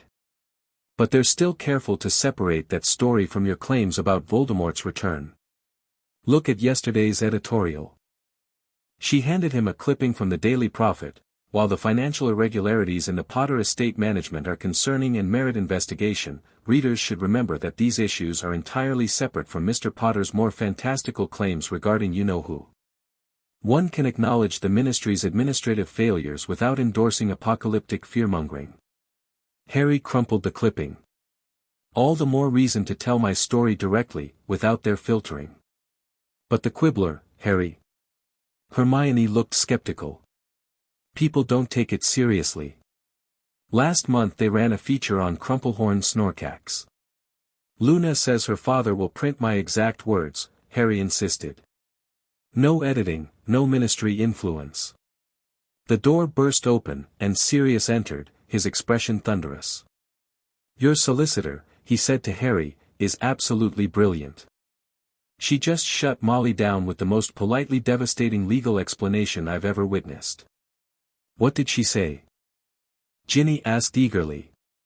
Something along the lines of, while I appreciate your maternal concern, Mrs. Weasley, Mr. Potter is legally emancipated in financial matters following the Wisingamot ruling, and his right to speak about his own experiences is protected under Magical Publications Statute 1782. Sirius grinned. Then she cited 3 precedent cases and suggested that attempting to prevent Harry from speaking out would constitute the same kind of suppression the Ministry has been practicing. Masterful. Hermione looked impressed despite her reservations. So I can do the interview? Harry confirmed. Artemis is contacting Lovegood now to arrange it, Sirius confirmed. Although I should warn you, the Order is divided on whether this is wise. Moody thinks it's a security risk. Kingsley is concerned about Ministry backlash. Remus is supportive but worried. And Dumbledore? Harry asked quietly. Sirius's expression sobered. Hasn't responded to any communications since the hearing. According to McGonagall, he's reflecting on recent revelations. That's Dumbledore speak for planning his next move, Ron muttered. Harry couldn't disagree. The headmaster's silence spoke volumes. He'd been publicly revealed as having ignored the Potter's will, placed Harry with abusive relatives, and at minimum turned a blind eye to the Ministry's financial misconduct. His reputation and authority were damaged, perhaps not fatally, but significantly. When will the interview happen? Hermione asked, clearly shifting to practical matters. Tomorrow morning, Sirius replied. Here, under the Fidelius. Lovegood will be brought in blindfolded to maintain security. I should prepare, Harry said, standing. I need to decide exactly what to say. I'll help, Hermione offered immediately. We should outline the key points to ensure you don't miss anything important. As his friends followed him to the library to prepare, Harry felt a renewed sense of purpose. This interview wouldn't just be about the will and the stolen money, it would be his chance to finally tell the wizarding world the unfiltered truth about everything, Voldemort's return, Cedric's death, and the Ministry's negligence. For once, he would control his own narrative. The Quibbler's special edition hit Wizarding Homes 3 days later with an unprecedented print run. The cover featured a simple but powerful headline, Harry Potter Speaks. The unedited truth beneath it was a photograph of Harry not from the Triwizard Tournament or any official event, but one taken specifically for the interview, Harry sitting in the Black family library, his expression serious but determined, holding his parents' will in his hands. The interview itself spanned 12 pages, covering everything from his discovery of the will to the details of the Ministry's financial misconduct. But it went further, connecting these revelations to the larger pattern of Ministry failures, culminating in their denial of Voldemort's return and the lack of preparation for the coming conflict. XL, some would say these are separate issues, the mismanagement of your estate and the matter of you-know-who's return. HP, they're connected by the same problem, a Ministry more concerned with appearances than truth. They hid my parents' will to maintain control over my life and fortune. Now they're hiding the truth about Voldemort to maintain the illusion of safety. XL, you've named specific Ministry officials in your accusations. Aren't you concerned about retaliation? HP, of course. They've already tried. But I won't be silenced by the same people who stole from an orphan for 14 years. The wizarding public deserves to know who's supposedly protecting them. The interview named names, Fudge, Umbridge, Higgins from Magical Estates, and others implicated in the financial misconduct. It detailed the specific amounts taken, where the money had gone, and who had benefited. But most powerful was Harry's direct appeal at the conclusion, I'm not asking anyone to simply take my word about Voldemort's return. I'm asking for the same thing I demanded regarding my parents' will, an honest investigation of the evidence. Barty Crouch Jr. was given the Dementor's kiss before he could testify. Cedric Diggory's death was ruled an accident without proper inquiry.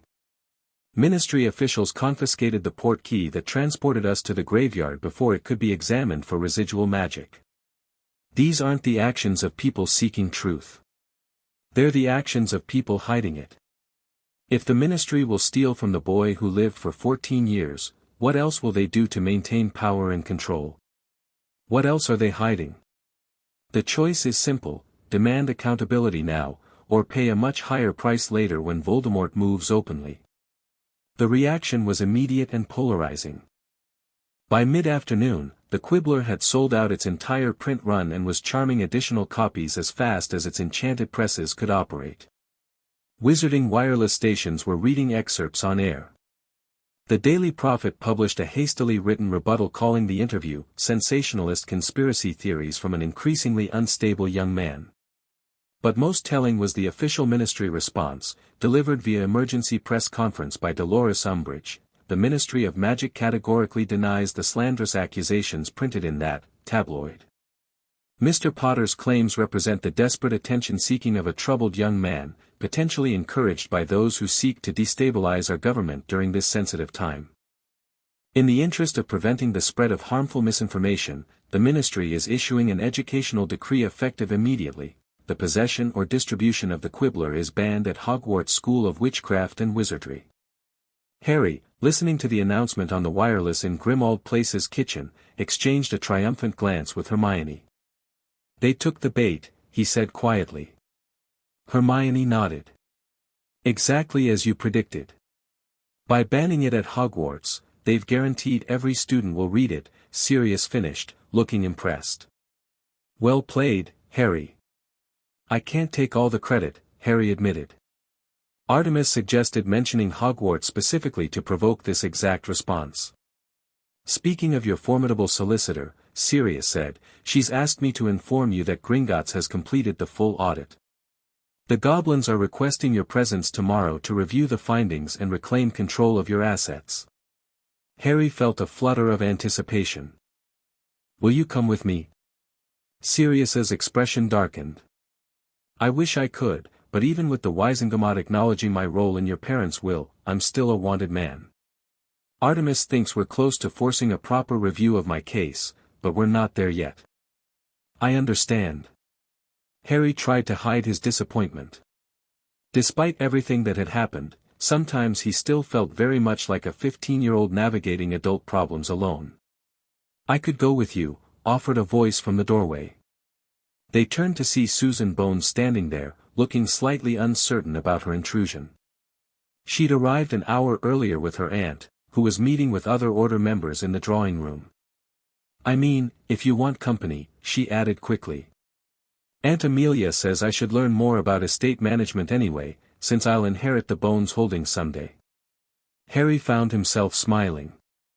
"I'd like that, actually. If your aunt approves." "She suggested it," Susan admitted, her cheeks coloring slightly. "Said it would be educational for both of us." Sirius watched this exchange with poorly disguised amusement.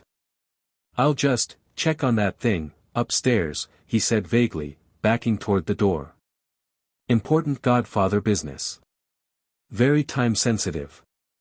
After he'd gone, Susan took a seat at the kitchen table across from Harry. "That wasn't subtle at all, was it?" "Subtlety isn't really Sirius's strong suit," Harry agreed, feeling strangely comfortable despite the awkwardness of the situation. "I read your interview," Susan said, changing the subject. "It was brave. Especially naming Umbridge directly. Probably foolish, too." "Sometimes brave and foolish look similar," she replied with a small smile. "My aunt says the difference is whether you've thought through the consequences." "And have I?" Harry asked, genuinely curious about her assessment.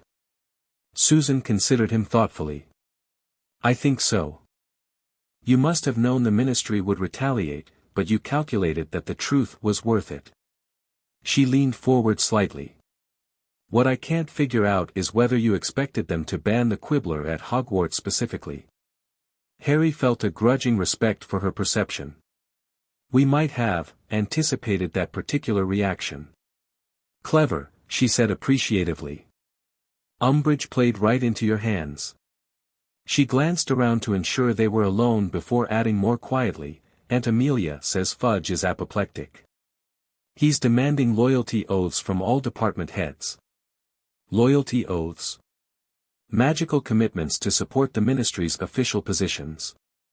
Susan's expression grew serious. "Some are refusing, including my aunt. She says an oath to an individual rather than to the law itself violates her position's integrity." "Will she be sacked?" "They wouldn't dare, yet. She has too much support in the DMLE, and they need her expertise with. She hesitated. With certain disappearances that have been occurring. Harry straightened. Death Eater activity? Nothing provable, Susan replied cautiously. But yes, probably. 3 ministry employees have vanished in the past month. All had access to sensitive information about magical transportation or security. This was new information, nothing the Order had shared with him. Why are you telling me this? Susan met his gaze steadily. Because you're the only one saying what needs to be said. The Ministry's corruption and Voldemort's return aren't separate issues, they're connected. One makes the other possible. Harry was struck by how closely her words echoed his own thoughts. Not everyone sees it that way. More do than you might think. She glanced toward the door where Order members could be heard talking in the distance. Even within the Ministry, there are people who believe you. They're just afraid to say so publicly. Before Harry could respond, the kitchen door swung open, and Molly Weasley entered, stopping short when she saw them sitting together. Oh. I was just coming to start dinner. Her gaze darted between them curiously. Am I interrupting? Not at all, Mrs. Weasley, Susan said politely, standing. I should find my aunt anyway.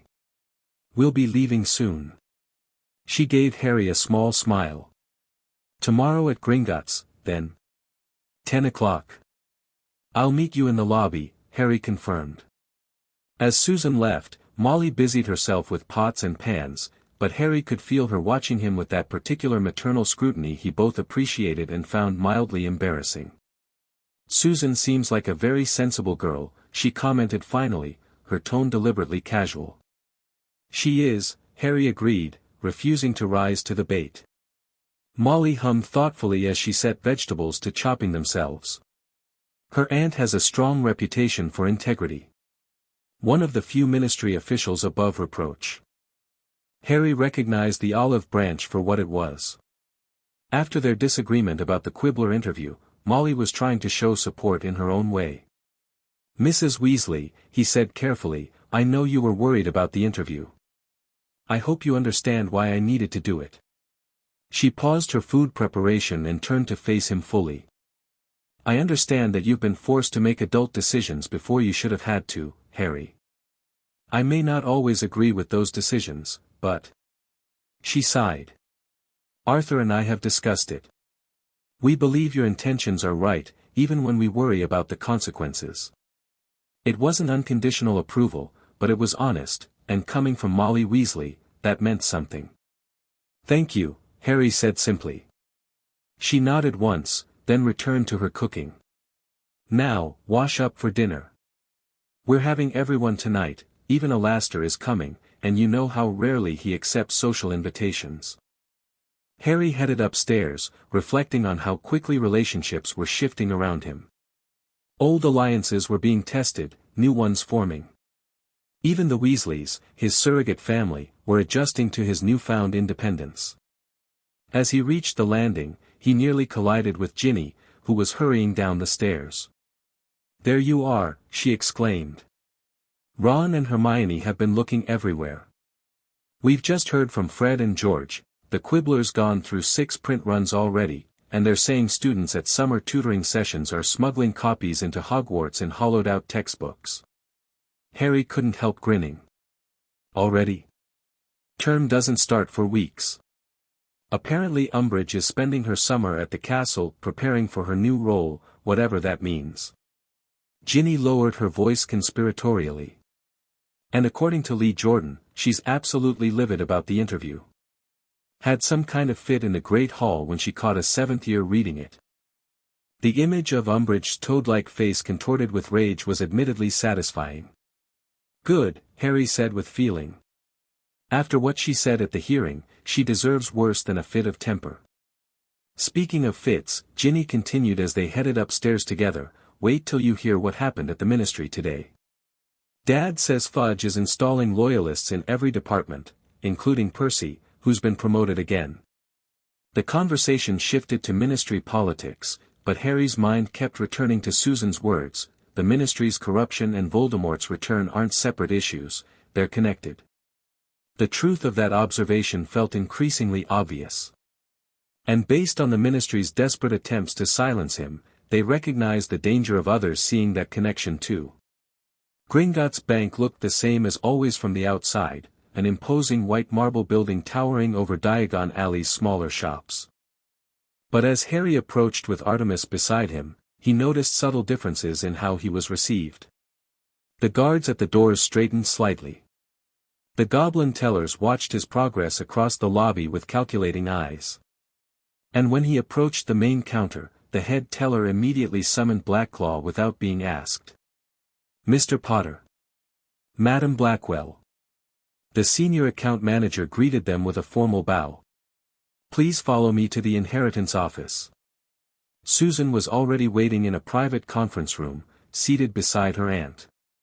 Madam Bones rose as they entered. "Mr. Potter. I hope you don't mind our early arrival. I thought it prudent to review certain legal aspects with the Goblin authorities before your formal inheritance ceremony." "Inheritance ceremony?" Harry questioned, looking to Artemis. "A formality for ancient houses," his solicitor explained. "The actual inheritance occurred the moment your parents died, but the formal recognition of your status as head of house requires certain magical protocols." Blackclaw gestured for everyone to be seated at the ornate conference table. "The full audit has been completed," he began without preamble.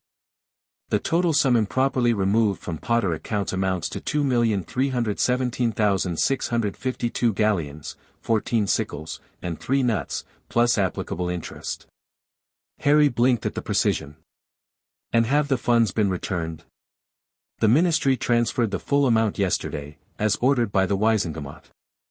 Blackclaw's sharp teeth showed in what might have been a smile. "Somewhat reluctantly, according to our Ministry liaison." "I imagine so," Madam Bones commented dryly. "That amount represents approximately 7% of the annual Ministry operating budget."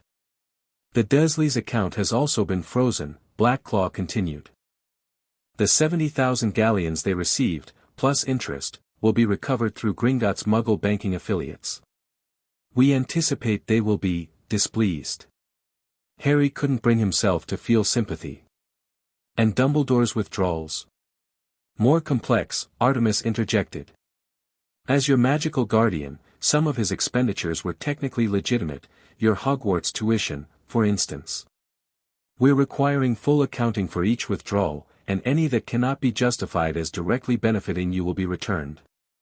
Additionally, Blackclaw added, "We've prepared a complete inventory of Potter properties and business holdings for your review." He slid a thick leather portfolio across the table. "You'll find they are considerable." Harry opened the portfolio, and Susan leaned closer to look at the first page, a list of properties. 7 properties, she whispered, clearly impressed. 8, including the partial ownership of Godric's Hollow, which remains a historical site, Blackclaw corrected. "The Potter family has accumulated significant real estate over the centuries." As Harry flipped through the pages, the scope of his inheritance became increasingly clear. Beyond the properties and gold were business investments, patents, magical artifacts, and historical items of significant value. The Potter fortune wasn't just wealth, it was a legacy of magical innovation and investment spanning generations. "This is overwhelming," Harry admitted. "Which is why we're here," Artemis said reassuringly. "No one expects you to manage this alone, Harry. Between Gringotts' expertise, legal counsel, and trusted advisors like Madam Bones, you'll have the support you need." Susan nudged him gently. "Look at the bright side, you'll never have to wear hand-me-downs again." The comment, delivered with a teasing smile, somehow made the whole situation feel more manageable. Harry found himself returning her smile gratefully. "Now, to the inheritance ceremony," Blackclaw announced, rising from his seat. "If you'll follow me to the ancestral recognition chamber." The chamber turned out to be a circular room deep beneath the bank, its walls lined with ancient runes that pulsed with faint golden light. In the center stood a raised platform with a shallow stone basin similar to the one used to verify Harry's identity days earlier. "Please step onto the platform, Mr. Potter," Blackclaw instructed. "The ritual is simple but significant.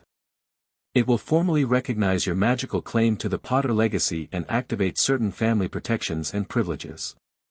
Harry glanced at Artemis, who nodded encouragingly, before stepping onto the platform. Blackclaw approached, carrying a small golden box.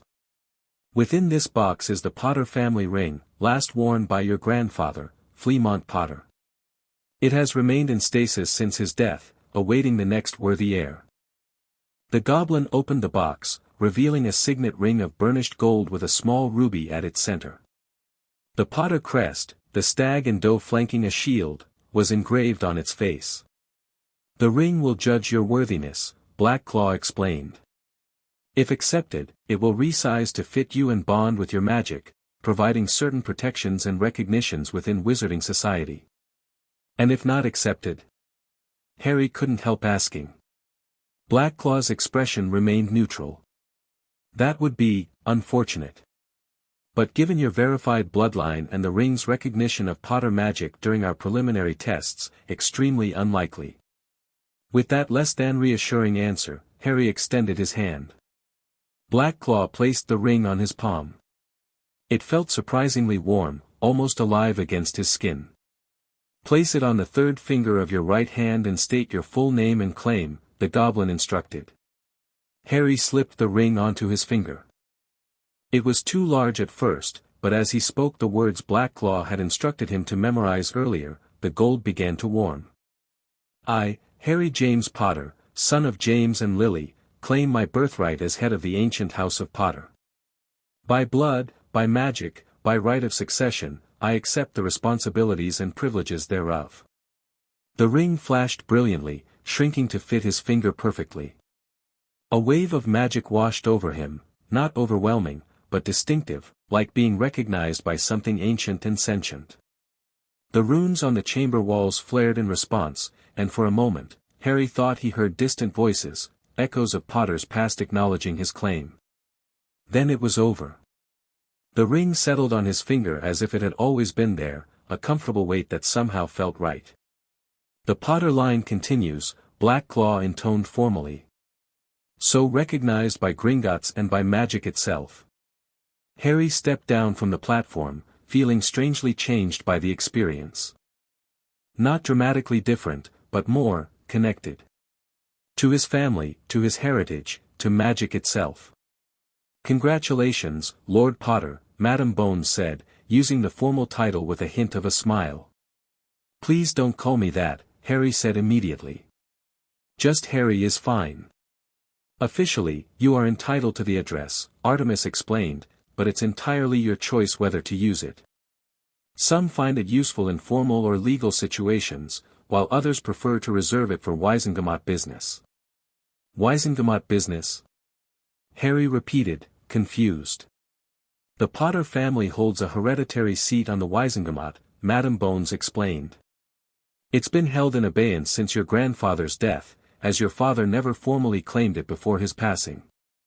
You could petition to activate it now, though you would need a proxy until you reach 17.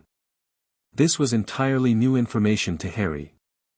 "I could have influence in the Wisengamot? Actual voting power?" "Indeed," Artemis confirmed. "Though I would advise waiting until the current political situation stabilizes. Claiming the seat now would make you an even larger target for ministry interference." "Agreed," Madame Bones said. "Better to consolidate your financial and personal independence first. The political arena will still be there when you're ready." As they left the inheritance chamber, Harry was acutely aware of the ring on his finger, visible proof of his connection to the family he'd lost. For so long, the Potters had been abstractions to him, names, occasional photographs, stories told by others. Now, he carried a tangible piece of their legacy. Susan fell into step beside him as they made their way back through the bank's marble halls. "How does it feel?" she asked quietly. "Strange," he admitted. "Like I've been given pieces of a puzzle I didn't know I was missing." It was the same when I received my mother's locket after she died, Susan replied. Not just an object, but a connection. Harry appreciated that she didn't offer platitudes about his parents being proud or watching over him. Instead, she simply understood the complex emotions of inheriting something from family you barely remembered. As they reached the bank's main floor, Blackclaw paused. One final matter, Mr. Potter. With your accounts reactivated under your direct control, you should consider your security arrangements. The Potter wealth is substantial enough to attract unwanted attention. More than I already have? Harry asked dryly.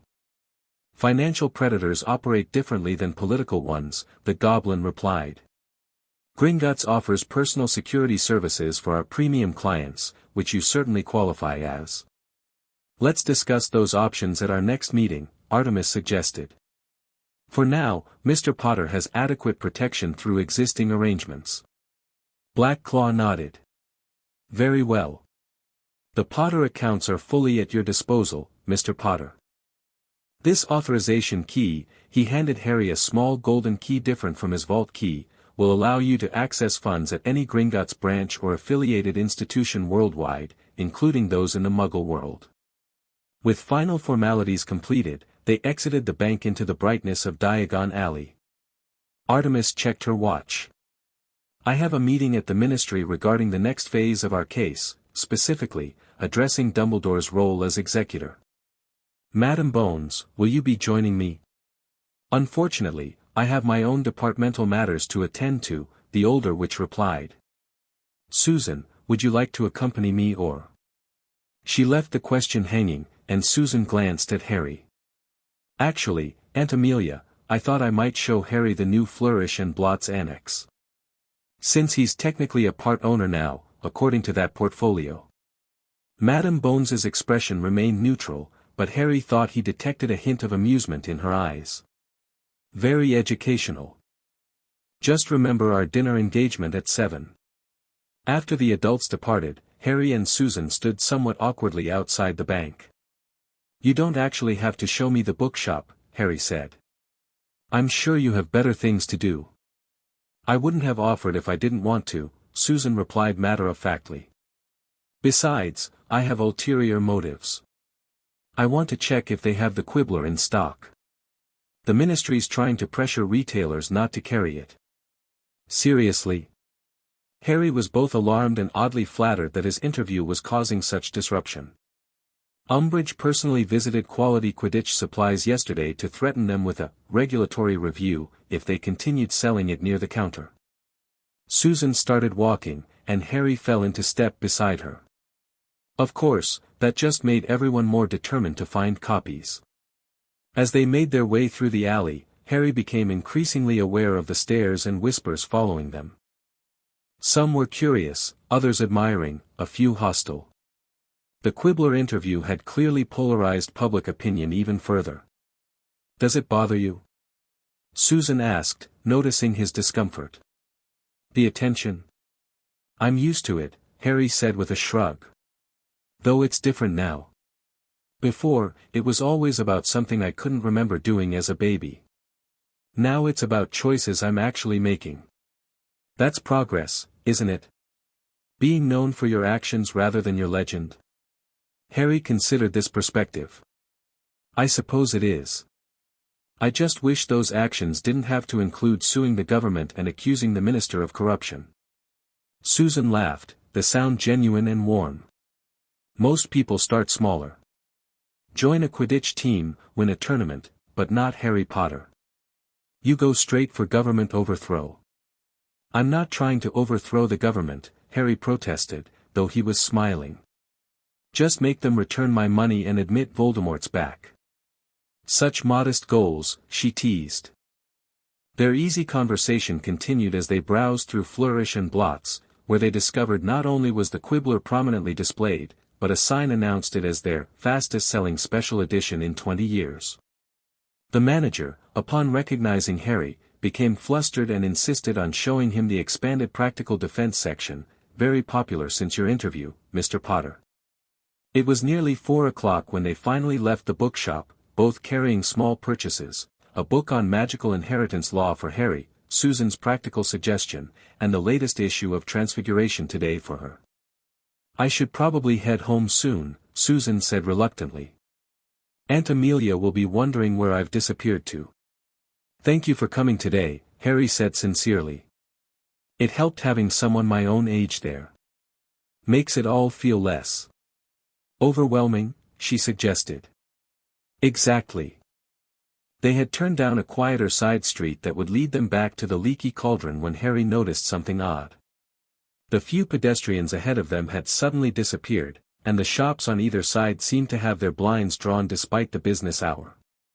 Susan must have sensed it too, because she slowed her pace. Harry, before she could finish, 3 figures in ministry robes appeared at the end of the street, wands drawn. Leading them was a squat, toad-like woman in a lurid pink cardigan. Mr. Potter, Dolores Umbridge called, her girlish voice echoing in the empty street. How fortunate to encounter you. The minister has some questions about your recent publications. Harry instinctively moved slightly in front of Susan, his hand going to his wand. Any questions can be directed to my solicitor, Madam Umbridge. Oh, I'm afraid this is rather urgent, she replied with a simpering smile that didn't reach her eyes.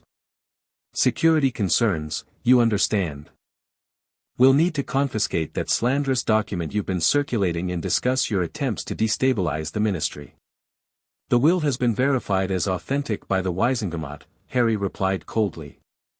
It's not slander if it's true. The will, yes. Your outrageous claims about the ministry and other matters, no. Umbridge took a step forward, her 2 companions flanking her. Now, be a good boy and come with us quietly. Susan had drawn her wand by now as well. My aunt is head of the Department of Magical Law Enforcement, she said clearly. She'll want to know why the senior undersecretary is conducting impromptu interrogations inside alleys. Miss Bones. Umbridge's smile tightened. Your aunt's position is precisely why you should encourage Mr. Potter to cooperate.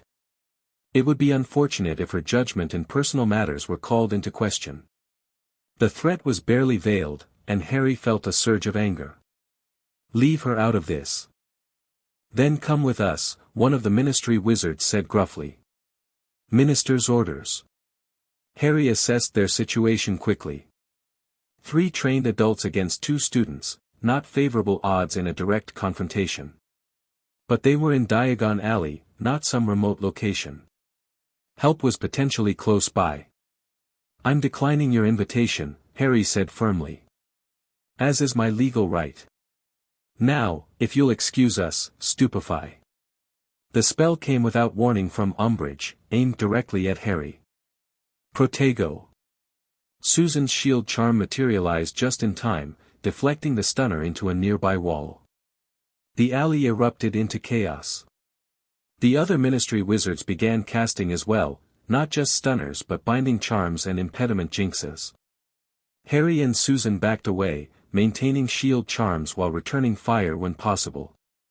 Expelliarmus. Harry's disarming charm caught one of the ministry wizards by surprise, sending his wand clattering down the street. Flagranti. Umbridge cast at the ground near their feet, causing the cobblestones to glow red-hot.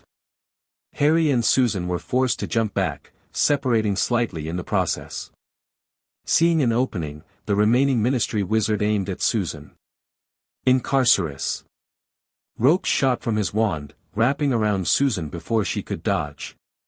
She fell hard, her wand rolling away. Susan. Harry moved to help her but had to dive aside as Umbridge sent another stunner his way. Surrender, Mr. Potter, Umbridge called, advancing slowly. You can't win this. Even if you escaped us, where would you go? The ministry has eyes everywhere. Harry knew she was right, he couldn't fight all 3 alone, and he wouldn't leave Susan. He was preparing to lower his wand when a new voice rang out. Bombarda. The explosion hit the street between Harry and his attackers, sending up a cloud of dust and debris. Through the haze, Harry saw a familiar figure running toward them, wand raised. Harry. Over here. It was Neville Longbottom, of all people, looking determined if terrified.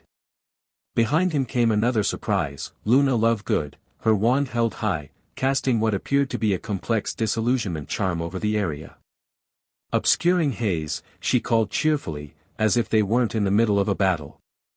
Quite useful for avoiding raxperts, and ministry officials, apparently. Taking advantage of the confusion, Harry rushed to Susan, quickly severing the magical ropes with a cutting charm. "Are you okay?" "Fine," she gasped, retrieving her wand. "Just surprised." "That's Neville and Luna." "Apparently," Harry said, equally confused by their timely arrival. Neville had reached them by now, panting slightly. "Saw you from Quality Quidditch Supplies. Didn't look like a friendly chat." He cast a surprisingly effective impediment jinx toward the Ministry wizards, who were trying to clear the dust cloud. "We should go. Luna's haze won't last long." "This way," Luna called, indicating a narrow passage between buildings. "It connects to Horizon Alley." The four teenagers sprinted down the passage, hearing Umbridge's furious shouts behind them. The alley twisted several times before opening onto a wider street that Harry recognized as the same one where Artemis Blackwell had her office. "Her office," he gasped to the others. "My solicitor, 2 blocks down. Green door with silver trim." They ran, not daring to look back, reaching the distinctive door in less than a minute. Harry pounded on it urgently. The door opened almost immediately, revealing not Artemis but her assistant, a sharp-eyed young wizard named Elliot. "Mr. Potter," he exclaimed. "We weren't expecting, Umbridge," Harry interrupted, ushering his friends inside. "Ministry ambush in the alley near Flourish and Blots. They tried to take me in for questioning about the Quibbler interview." Elliot's professional demeanor took over instantly. He secured the door with several complex locking charms, then hurried them through to an inner office. "Madam Blackwell is still at the Ministry, but our offices are secured against unauthorized entry. You'll be safe here until she returns." He eyed the group with professional assessment. "Is anyone injured?" They had a few scrapes and bruises, but nothing serious. As Elliot went to send an urgent message to Artemis, the four teenagers collapsed into the comfortable chairs of the waiting area, the adrenaline of their escape beginning to fade. "Neville," Harry said finally. "Luna. What were you two doing in Diagon Alley?" "Dad was meeting with the publisher about the next Quibbler print run," Luna explained, serene as ever despite their narrow escape. "Your interview is quite popular, Harry. We've had to charm the presses to run day and night." "I was buying new gardening supplies," Neville added. "Gran wanted specialized fertilizer for her venomous tentacula." He looked both embarrassed and pleased with himself. "I've never cast a bombarda that powerful before. Guess those DA lessons really worked." "They certainly did," Susan agreed warmly. "Thank you both. That could have been very bad." "It still might be," Harry said grimly. "Umbridge just openly attacked us in Diagon Alley. That's not just crossing a line, it's obliterating it." "She'll claim you resisted legitimate questioning," Susan predicted.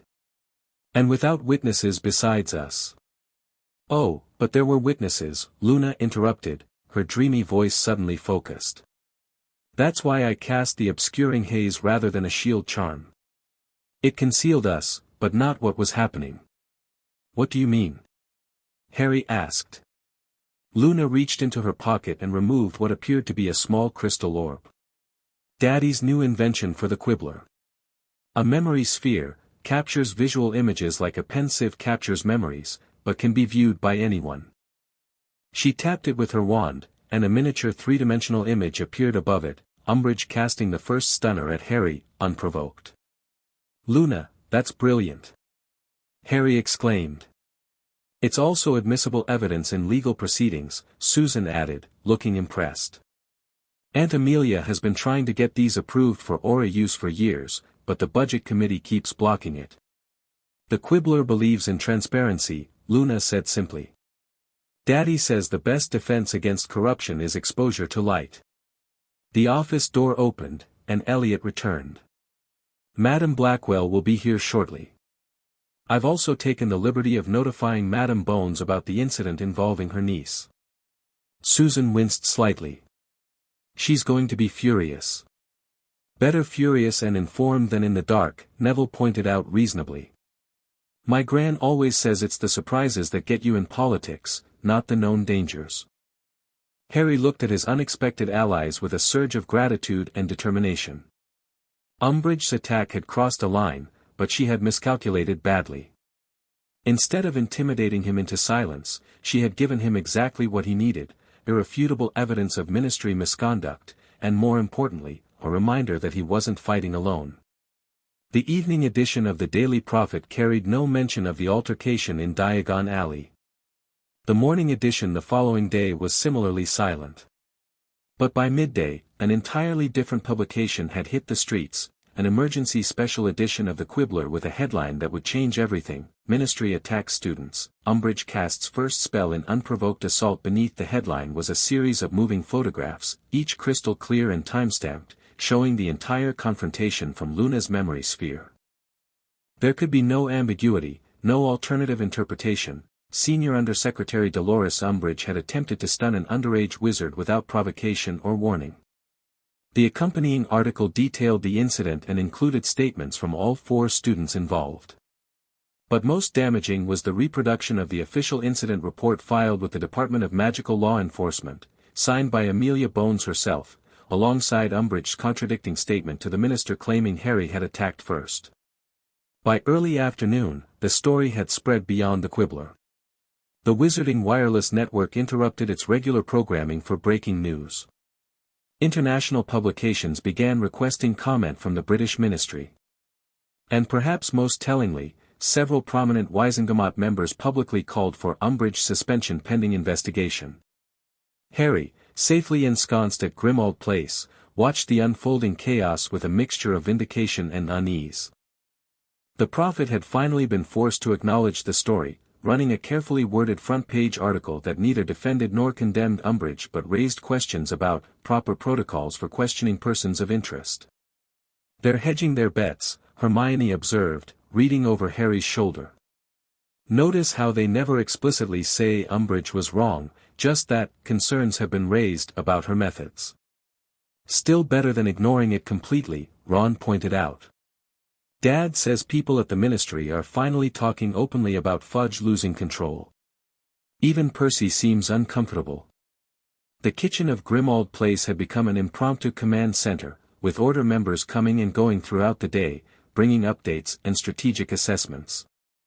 Currently, Sirius, Remus, and the elder Weasleys sat at the table with the teenagers, discussing the rapidly evolving situation. "Amelia Bones is the key player now," Arthur explained, removing his glasses to clean them nervously. "With her niece directly involved, she has both personal and professional standing to demand action. And unlike many department heads, she can't easily be removed," Remus added. "She has too much support within magical law enforcement, and the Bones family has historical alliances with several neutral Wizengamot factions." Sirius, who had been uncharacteristically quiet, finally spoke. "The real question is what Fudge will do next. He's cornered, and that makes him dangerous.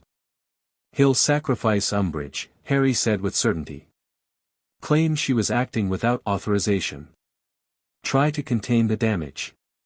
While that might work politically, it doesn't solve his legal problems," said Artemis, who had arrived moments earlier with a thick folder of documents. "Our case against the ministry regarding the Potter estate remains active, and evidence continues to emerge of widespread financial misconduct beyond just your accounts, Harry." She spread several parchments on the table.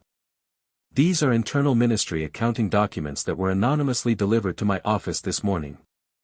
They show systematic diversion of funds from multiple orphaned magical children's estates, not just the Potter fortune." Molly gasped. "How many children?" 23 over the past 15 years, Artemis replied grimly. "Primarily those orphaned during the war, but some from accidental deaths and other circumstances. All cases where the ministry stepped in as temporary guardian and never relinquished control." That's not just corruption, Arthur said, his normally gentle face hardening. That's preying on the most vulnerable members of our society. Exactly. Artemis gathered the documents back into her folder. Which is why we're expanding our case beyond just the Potter estate. We're filing a class action on behalf of all affected families. Harry felt a strange mixture of emotions, anger at the scope of the corruption, vindication that his case had exposed it, and a new sense of purpose. This wasn't just about his inheritance anymore, it was about justice for others who, unlike him, didn't have the resources or platform to fight back. What can I do to help? He asked. Continue being the public face of this fight, Artemis advised. Your willingness to challenge the ministry has inspired others to come forward with evidence and testimony. The Quibbler is ready to publish whatever you need, Luna added from where she sat beside Ginny. Daddy says our subscription list has tripled since your interview. And Neville's grandmother has been rallying the old families in the Wisengamot, Ron contributed. Apparently she's been sending howlers to anyone who tries to defend Fudge. Harry looked around at his growing circle of allies, friends, adults, professionals, all united by a common cause that had started with a hidden trunk in the Dursleys' attic. What had begun as a personal quest for justice had evolved into something much larger, a movement to expose corruption and force accountability at the highest levels of magical government. We need to be prepared for more direct confrontation, he said finally. Umbridge's attack won't be the last attempt to silence us. The more ground we gain, the more desperate they'll become. We should establish secure communication channels, Hermione suggested immediately. Something more reliable than owls, which can be intercepted. And self-defense training, Neville added with surprising conviction. Not just for us, but for anyone willing to stand with us publicly. The DA lessons, but expanded, Ginny agreed. As his friends began brainstorming practical measures, Harry noticed Sirius watching him with an expression he couldn't quite place, something between pride and concern, with a hint of wistfulness. What? Harry asked quietly, moving to sit beside his godfather. You remind me of your father, Sirius replied, keeping his voice low. Not just in looks, but in how you've rallied people around you. James had that same ability, to make others believe in his cause, to inspire loyalty. I'm not trying to lead a revolution, Harry said, feeling uncomfortable with the comparison. I just want the truth to be known. Sometimes the truth is revolutionary. Sirius clasped his shoulder briefly. Just be careful, Harry. The closer you get to real change, the more dangerous your opponents become. As if to emphasize his godfather's warning, a silver lynx Patronus suddenly materialized in the center of the kitchen. Kingsley Shacklebolt's deep voice emerged from it. Emergency Wisengamot session called for tomorrow morning. Fudge introducing legislation to create new position, High Inquisitor of Hogwarts. Would have power to override Headmaster and Board of Governors. Clearly aimed at controlling Hogwarts and silencing opposition. Umbridge's name attached to draft bill. The Patronus dissolved, leaving stunned silence in its wake. He's not just targeting you now, Harry, Arthur said gravely. He's going after Hogwarts itself. Because that's where the next generation of witches and wizards will learn either to question authority or accept ministry propaganda, Remus observed. It's also a direct challenge to Dumbledore, Artemis noted. One of the few figures with enough influence to potentially unseat Fudge. Harry thought about what this meant: ministry interference at Hogwarts, students potentially punished for reading the Quibbler or discussing Voldemort's return, a systematic attempt to control what young witches and wizards believed. We need to get to the Wisengamot tomorrow, he said decisively. All of us who can attend publicly. Show unified opposition. The session is closed, Arthur reminded him. Only members can attend. Then I'll claim my family seat, Harry declared. Activate the Potter hereditary position. Artemis looked concerned. That's a significant escalation, Harry. Once claimed, the seat carries responsibilities and political entanglements that may distract from our legal strategy. It also makes you an even bigger target, Sirius added. I'm already their primary target, Harry countered. At least this way, I'll have a vote and a voice in their chamber. And, he looked at Artemis, I'll need a proxy since I'm not 17. Someone who understands both the legal and political implications. She understood his meaning immediately. You want me to serve as your proxy? Is there anyone better qualified? Harry asked simply. The solicitor considered for a long moment. It would certainly surprise them, she admitted finally. A black woman with no family connections to the old houses, representing the Potter seat. Unprecedented, in fact. Good, Harry said with grim satisfaction. Let's make history twice tomorrow, stop Fudge's Inquisitor bill and break the Wisengamot's traditions in the same session. As the group began planning their strategy for the next day's crucial confrontation, Harry felt the weight of the Potter signet ring on his finger, no longer just a symbol of inheritance, but a tool for change. His parents had left him more than gold and properties, they had given him a platform, a voice in a system that had tried to silence him. Tomorrow, he would use it. The ancient Wisengamot chamber hummed with tension. Plum-robed figures filled the tiered seating, their murmured conversations creating a discordant symphony of whispers and speculation. Minister Fudge, his lime-green bowler conspicuously absent, conferred urgently with several advisors near the chief warlock's podium. Conspicuously absent was Dumbledore himself. As chief warlock, he should have been presiding, but his empty seat spoke volumes about the political maneuvering at play. Procedural tactic, Artemis murmured to Harry as they waited in the antechamber. They've likely found some technical reason to exclude him from this specific session. Without Dumbledore presiding, Fudge can control the proceedings more directly. Harry nodded, adjusting the formal robe she had insisted he wear for the occasion, midnight blue with subtle silver embroidery representing the Potter crest. The ring on his finger seemed to warm slightly, as if responding to its proximity to the chamber where generations of Potters had once held influence. Remember, Artemis continued, reviewing their strategy one final time, I'll handle the procedural aspects as your proxy, but you may be called upon to affirm your claim personally. Keep your responses dignified, direct, and brief. What about Fudge's Inquisitor bill? Harry asked. How do we stop it? By building a coalition during the seat confirmation process. Once my position as your proxy is established, I can move among the members while the bill is being read, shoring up opposition. She checked her watch. It's time. They entered the chamber together, Harry walking half a step behind Artemis as protocol dictated.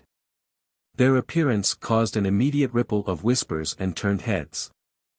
Harry kept his expression neutral despite the stares, focusing instead on the familiar faces he could identify, Madame Bones watching with calculated interest, Augusta Longbottom, Neville's formidable grandmother, nodding slightly in acknowledgement, and across the chamber, Lucius Malfoy, whose cold eyes narrowed at the sight of them. A court official approached, looking flustered. Mr. Potter. This is most irregular. The session is closed to non-members, and we received no notice of. My client is not here as an observer, Artemis interrupted smoothly. He is here to claim his hereditary seat and appoint me as his proxy until he reaches his majority.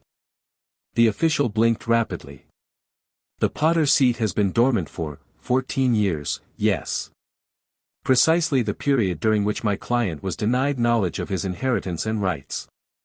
Artemis presented a scroll bearing the Gringotts seal.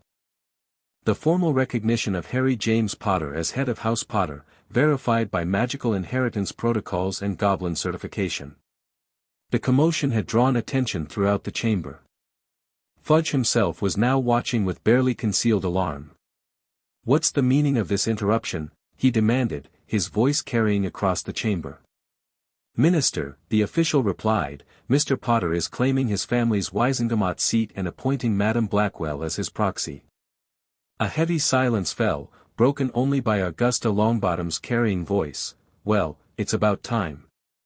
The Potter seat should never have been left vacant.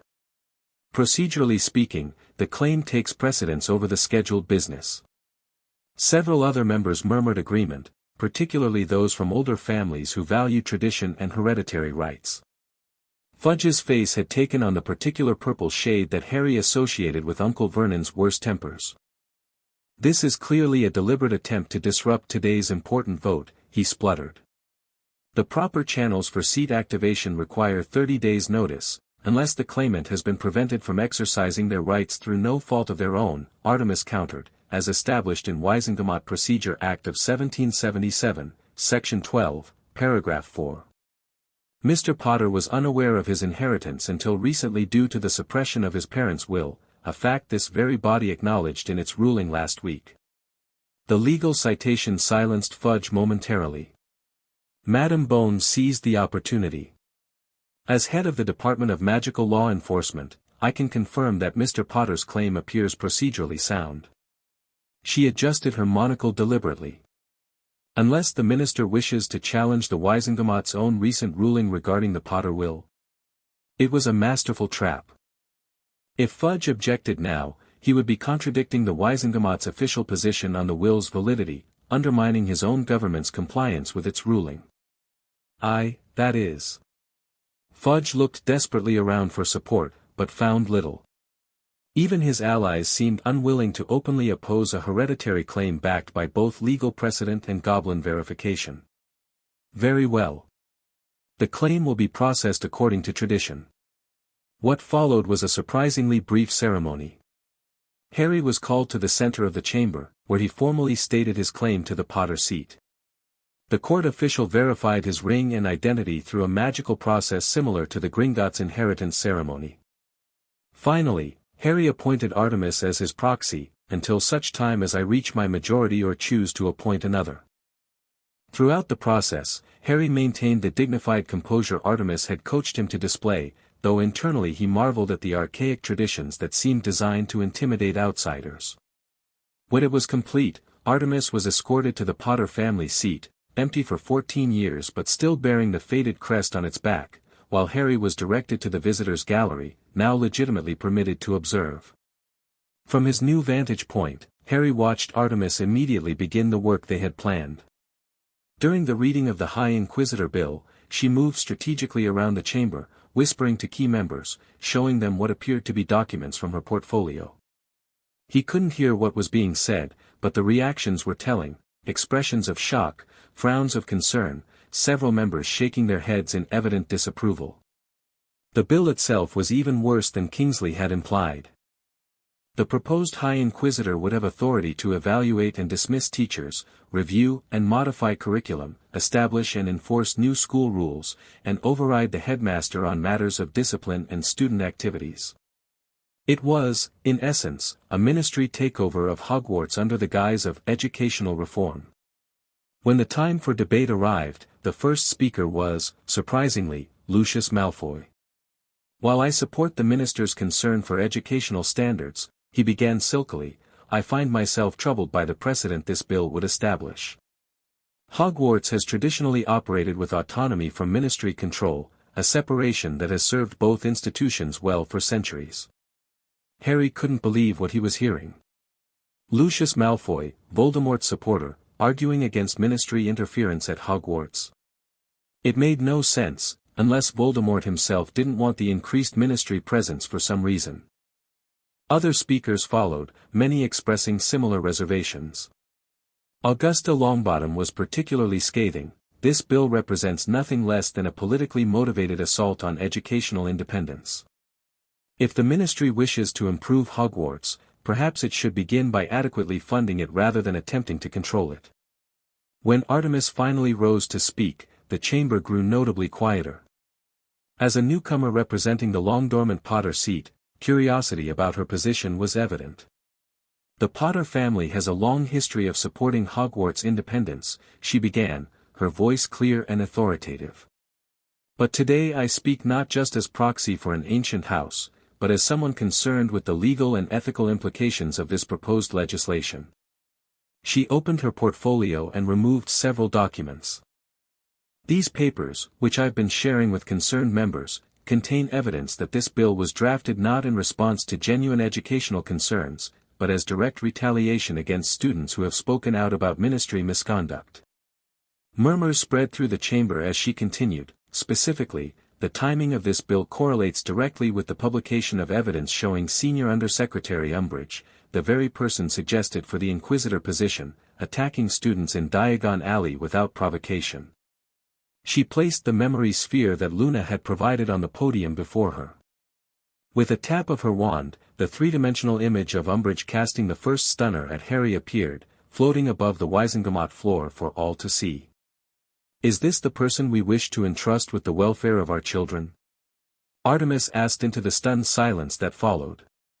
"Someone who would attack underage wizards without warning or cause?" Fudge was on his feet immediately.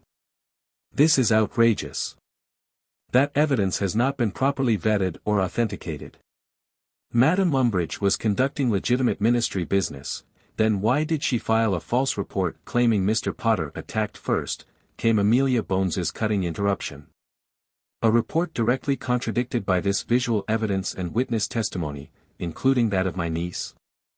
The debate exploded into chaos, with members shouting to be recognized, Fudge attempting to regain control, and the acting chief warlock banging his gavel ineffectually. Through it all, Harry watched Artemis maintain her composed stance at the podium, the damning evidence still floating above her. Finally, Augusta Longbottom's amplified voice cut through the din, "I call for an immediate vote on the bill," followed by a vote of no confidence in Senior Undersecretary Umbridge. The procedural motion forced order to be restored. When the votes were tallied, the results were definitive. The High Inquisitor bill was defeated 36 to 15, with 7 abstentions. The vote of no confidence in Umbridge passed by an even larger margin. Fudge looked shell-shocked as he gathered his papers. Whispered conversations erupted throughout the chamber as members began filing out, many stopping to speak briefly with Artemis or glance curiously at Harry in the gallery. As the session concluded, Harry made his way down to meet Artemis, who was engaged in conversation with Madame Bones and Augusta Longbottom. "Ah, Lord Potter," Augusta greeted him formally, though her stern face softened slightly. "Your proxy represented your interests admirably today. Neville speaks highly of you, young man." "Thank you, Madame Longbottom," Harry replied, remembering Artemis's coaching on proper forms of address. "Neville's friendship and support have been invaluable." "You've made powerful enemies today," Madame Bones observed, her expression serious. "Fudge will not take this defeat lightly." "I've had powerful enemies since I was 1 year old," Harry replied evenly. "At least now I'm choosing them based on principle rather than prophecy." Augusta's eyebrows rose at this, but she merely said, "Well spoken. The Longbottom seat stands with Potter on this matter. Fudge's corruption has gone unchecked for too long. As does the Bones seat," Amelia added, "though my position requires a certain public neutrality." As they spoke, Harry noticed Lucius Malfoy watching their conversation from across the chamber, his cold eyes calculating. When their gazes met, Malfoy gave a barely perceptible nod before sweeping from the room, his expensive robes billowing behind him. "Curious," Artemis murmured, following Harry's line of sight. Malfoy's opposition to the bill was unexpected. "He has his own agenda," Harry said. "One that probably aligns with Voldemort's."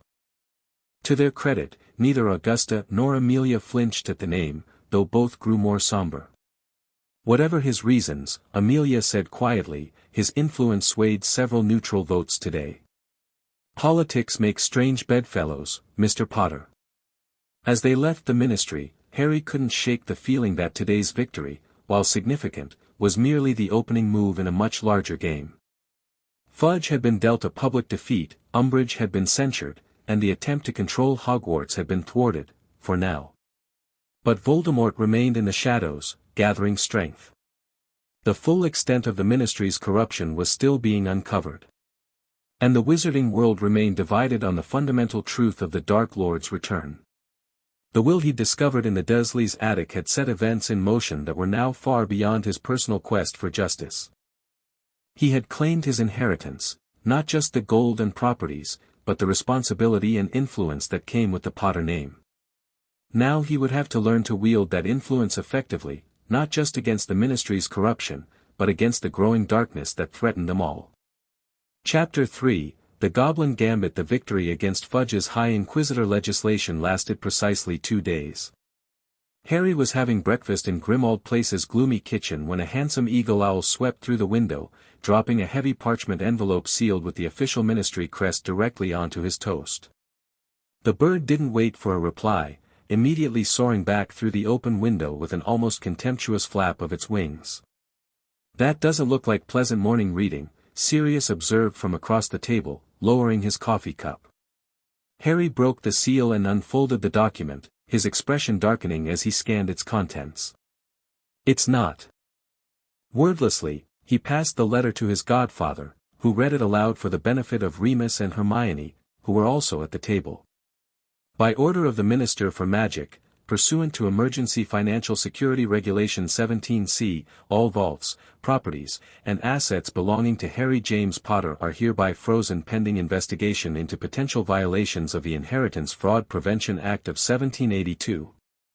Access to said assets is prohibited until the completion of a comprehensive ministry audit. Attempting to circumvent this order constitutes a violation of wizarding financial law and may result in criminal charges. Cornelius Fudge, Minister for Magic. Sirius slammed the parchment down. "Bastards! They can't do this." "Technically, they can," Remus said grimly. "Emergency regulations give the minister broad powers over financial transactions during periods of instability." "But that's meant for wartime," Hermione protested. "When they're trying to prevent assets from falling into enemy hands." "Precisely," Harry said, his voice eerily calm. "Fudge is implying I might be funneling money to enemies of the ministry, meaning Voldemort." The absurdity of the accusation hung in the air. Harry Potter, funding the Dark Lord who had murdered his parents and repeatedly tried to kill him. "It's retaliation," Remus concluded. "For the Wizengamot defeat." "And quite clever," Hermione admitted reluctantly. "They couldn't stop you from claiming your seat or exposing Umbridge, so they're attacking your resources instead." Harry pushed his plate away, appetite gone. "I should contact Artemis." "No need," came a voice from the doorway. Artemis Blackwell stood there, impeccably dressed as always in tailored charcoal robes, her silver-streaked hair close-cropped and neat. "I received a similar notice as your legal representative." She entered the kitchen, nodding greetings to everyone before taking a seat beside Harry. "The ministry moved faster than I anticipated.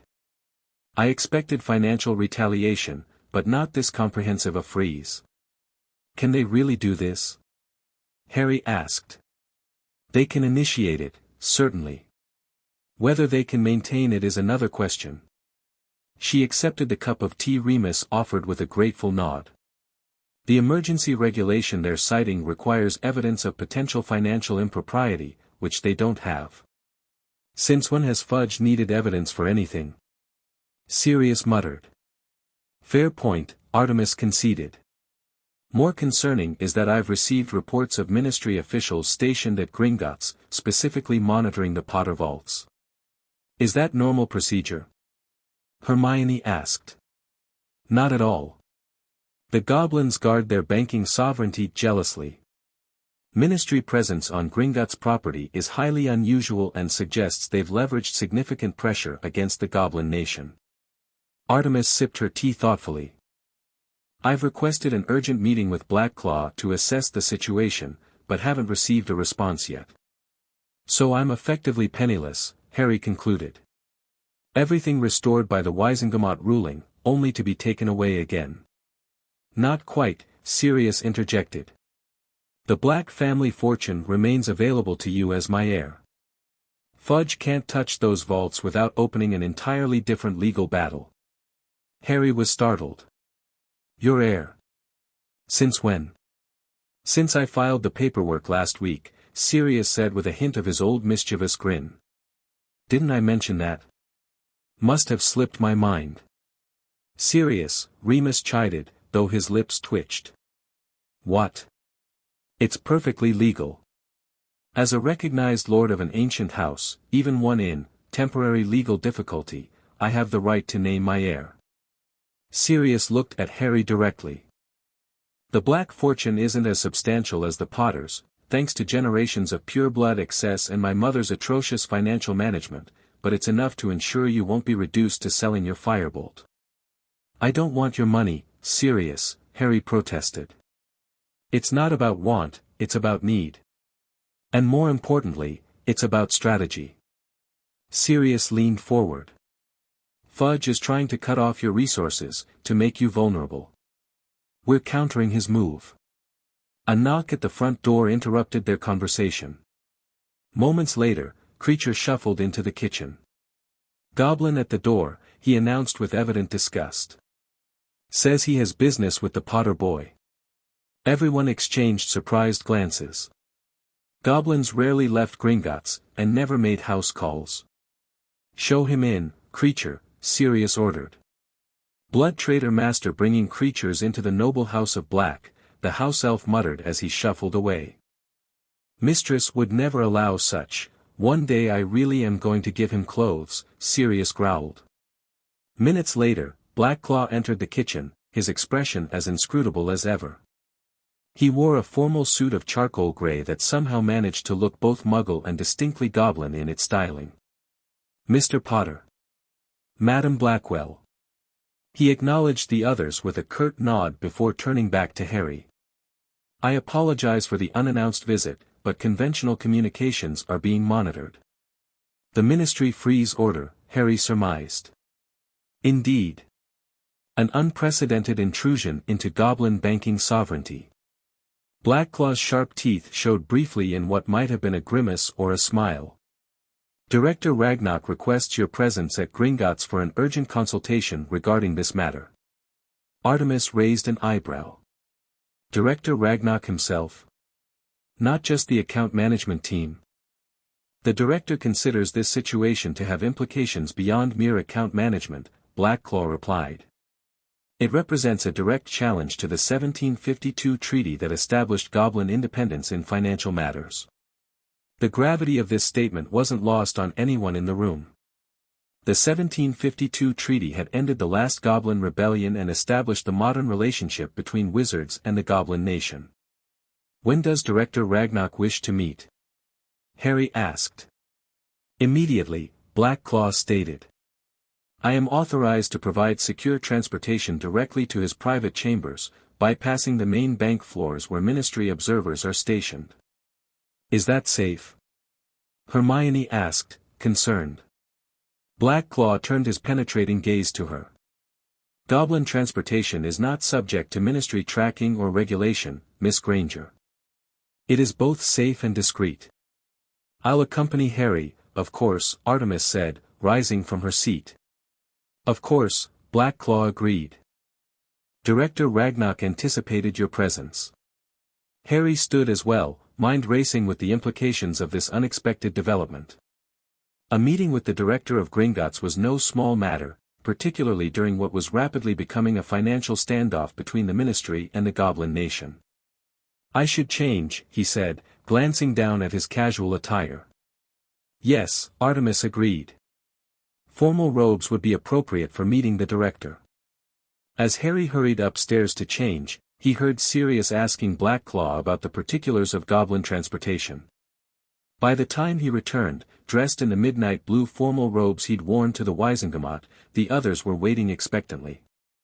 Goblin transportation requires physical contact, Blackclaw explained, producing a small silver disc from his pocket. This portkey is activated not by a password or timer, but by Goblin touch. It is undetectable by wizard monitoring charms. Fascinating, Hermione breathed. Is it similar to house elf magic in that respect? The principles are related but distinct, Blackclaw replied, looking mildly impressed by her insight. Now, if you are ready, Mr. Potter, Madam Blackwell. Harry and Artemis each placed a finger on the silver disc alongside Blackclaw's long, thin hand. The goblin murmured something in his native language, and Harry felt the familiar hook behind the navel sensation, but smoother somehow, less jarring than wizard portkeys. They materialized in a circular chamber unlike anything Harry had seen at Gringotts before. The walls were covered in what appeared to be sheets of hammered gold inscribed with goblin runes. Weapons of obvious antiquity and craftsmanship hung between towering bookshelves filled with ancient tomes and scrolls. The floor was polished obsidian that somehow remained warm underfoot. At the center of the room stood a massive desk of dark wood, behind which sat the most imposing goblin Harry had ever encountered. Director Ragnarok was taller than most of his kind, with silver-streaked black hair and piercing eyes that seemed to evaluate Harry's worth with a single glance. He wore robes of deep crimson with subtle gold embroidery that marked his status. "Mr. Potter. Madam Blackwell." His voice was deeper than Blacklaw's, with a resonant quality that commanded attention. "Welcome to my private chambers. Few wizards have stood where you now stand." "Thank you for meeting with us, Director," Artemis replied with a formal bow that Harry quickly mirrored. "The honor is appreciated, particularly given the circumstances." "Indeed." Ragnarok gestured to the chairs before his desk. "Please be seated. We have matters of mutual concern to discuss." As they sat, Harry noticed other goblins positioned discreetly around the chamber, security, he assumed, though they made no obvious show of weapons. "You are aware of the Ministry's actions regarding your accounts," Ragnarok began without preamble, addressing Harry directly. "What you may not know is that they have stationed 12 Aurors inside Gringotts to enforce this order, a direct violation of the 1752 treaty that guarantees goblin autonomy in banking matters." "That seems excessive," Harry observed carefully. "It is unprecedented," Ragnarok corrected. "Not since the last rebellion has the Ministry presumed to place armed wizards within our halls." "Why have you allowed it?" Artemis asked bluntly. "Surely Gringotts has the authority to refuse such intrusion." "A calculated decision," Ragnarok replied. "We wish to understand the full scope of their intentions before responding. It has become clear that this action against Mr. Potter is merely the opening move in a broader strategy." He slid a document across the desk, an internal ministry memo marked, "Confidential." "Our sources within the ministry obtained this yesterday. It outlines a proposed amendment to the Banking Regulation Act that would give the ministry oversight of all high-value or security-sensitive accounts." Ragnarok's expression hardened. "In essence, it would end goblin independence in financial matters, returning us to the status of ministry subjects rather than sovereign allies." Harry skimmed the document, his alarm growing. "This goes far beyond me or my accounts." "Precisely," Ragnarok agreed. "You are merely the convenient pretext. With public opinion divided regarding your claims about the Dark Lord's return, the Ministry believes they can use your case to establish a precedent for broader control." "Fudge is using me to grab power from the goblins," Harry realized. "Just like he tried to use me to take control of Hogwarts." "A pattern emerges," Artemis noted grimly. "Each crisis becomes an opportunity for increased ministry authority." "The Goblin Nation will not surrender its sovereignty," Ragnarok stated flatly. "The last time wizards attempted such overreach, the rebellion lasted 7 years and left both sides diminished. The implication hung in the air, another goblin rebellion could erupt if the ministry persisted." Harry remembered enough from Binza's dull history of magic lectures to know that goblin rebellions were bloody, destructive affairs that harmed all of wizarding society. "There must be an alternative to conflict," Harry said finally. "A way to protect both my interests and goblin sovereignty without resorting to rebellion." Ragnarok studied him with those penetrating eyes. "We are of the same mind, Mr. Potter. Which is why I have invited you here today. I propose an alliance between the Potter estate and the Goblin Nation, a formal financial and legal partnership that would place your assets under direct goblin protection, beyond ministry reach." Harry glanced at Artemis, whose expression remained carefully neutral. "What exactly would this alliance entail?" "A binding magical contract establishing the Potter assets as a joint trust under goblin law rather than ministry regulation," Ragnarok explained. "Your vaults, properties, and investments would be reclassified as diplomatic holdings with the same protections afforded goblin embassy territories." "Is that legal under wizard law?" Harry asked. "It exists in a carefully constructed gray area," Artemis answered. The original Gringotts Charter includes provisions for protective partnerships between goblin interests and wizard families in times of conflict. These provisions have rarely been invoked since the Treaty of 1752, but they remain valid. The ministry would be furious, Harry noted. Undoubtedly, Ragnarok agreed with what appeared to be satisfaction. But they would face a difficult choice: honor the legal arrangement or openly violate both the Gringotts Charter and the treaty, potentially triggering the very conflict they wished to avoid.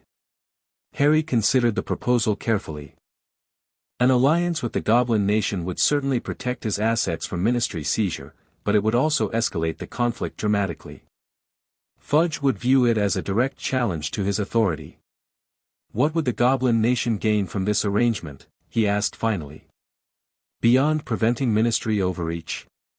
Ragnarok's expression showed a hint of approval at the question. Practical as well as principled. Good.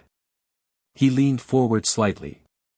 The Goblin Nation would gain a prominent wizard ally with public influence and a seat on the Wizengamot. Your support for goblin interests in wizard politics would be valuable. You want me to advocate for goblin rights, Harry concluded. For equal treatment under wizard law, yes. Ragnarok's tone hardened slightly. The restrictions on goblin wand ownership, property rights outside Gringotts, and representation in legal proceedings are long-standing injustices that predate even the 1752 treaty. Harry hadn't given much thought to goblin rights before.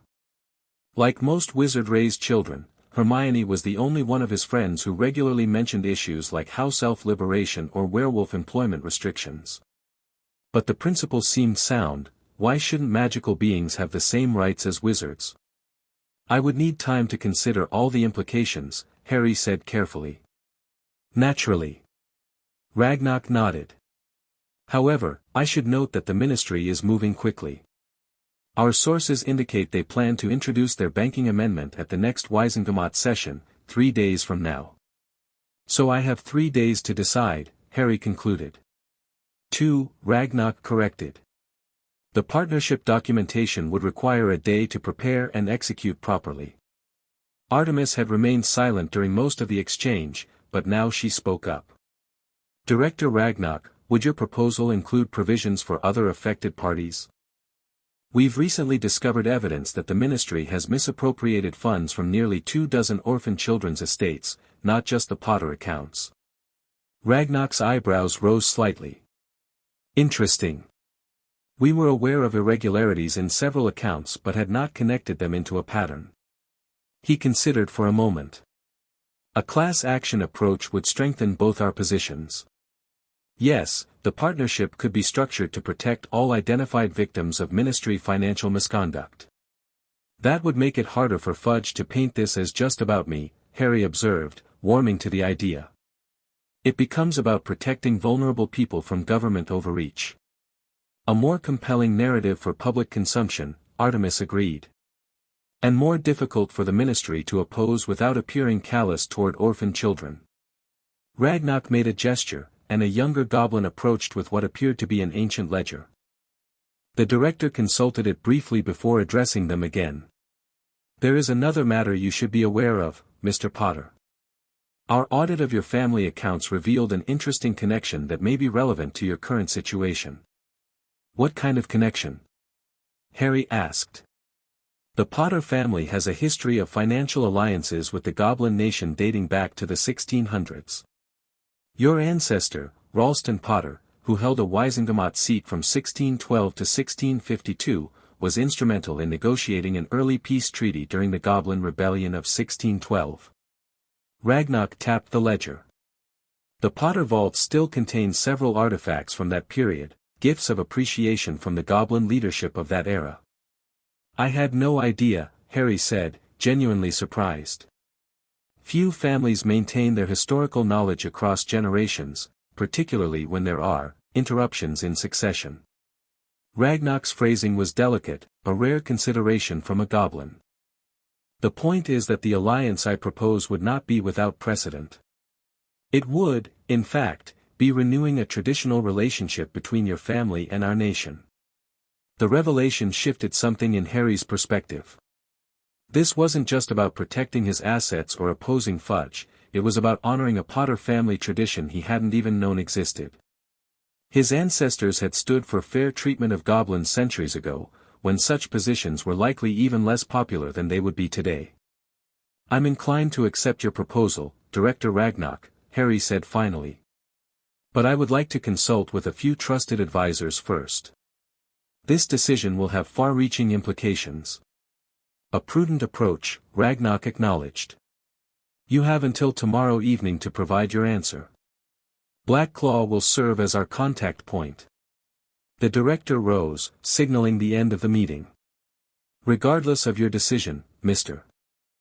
Potter, you have the respect of the Goblin Nation for standing against corruption, even when it would have been easier to remain silent." Coming from a goblin, it was high praise indeed. Harry stood and bowed formally as Artemis had done earlier. "Thank you for your candor and for offering this alliance, Director." As Blackclaw escorted them back to the silver disc that would transport them out of Gringotts, Harry's mind was already racing with the potential ramifications of such a partnership. This was no longer just about his inheritance or even Fudge's corruption, it was becoming something much larger, with implications for the entire relationship between wizards and magical beings. Absolutely not. Ron's face had turned an impressive shade of red. "You can't trust goblins, Harry. Everyone knows they're just waiting for a chance to stab wizards in the back." They were gathered in the library of Grimmauld Place, Harry, Ron, Hermione, Sirius, Remus, and Artemis. Harry had just finished explaining Director Ragnarok's proposal and was now faced with the first open opposition from within his circle of trusted advisors. "That's prejudice talking, Ron," Hermione admonished sharply. "Goblins have legitimate grievances against wizardkind going back centuries. The restrictions on their rights are frankly appalling when you actually study them." "It's not prejudice, it's history," Ron retorted. "My dad deals with goblins at work. Even he says they're always looking for loopholes in agreements with wizards. Perhaps because wizards have historically failed to honor the spirit of those agreements," Remus suggested mildly. "Legal loopholes have been used against goblins far more often than by them." Harry glanced at Sirius, who had remained uncharacteristically quiet during the discussion. "What do you think?"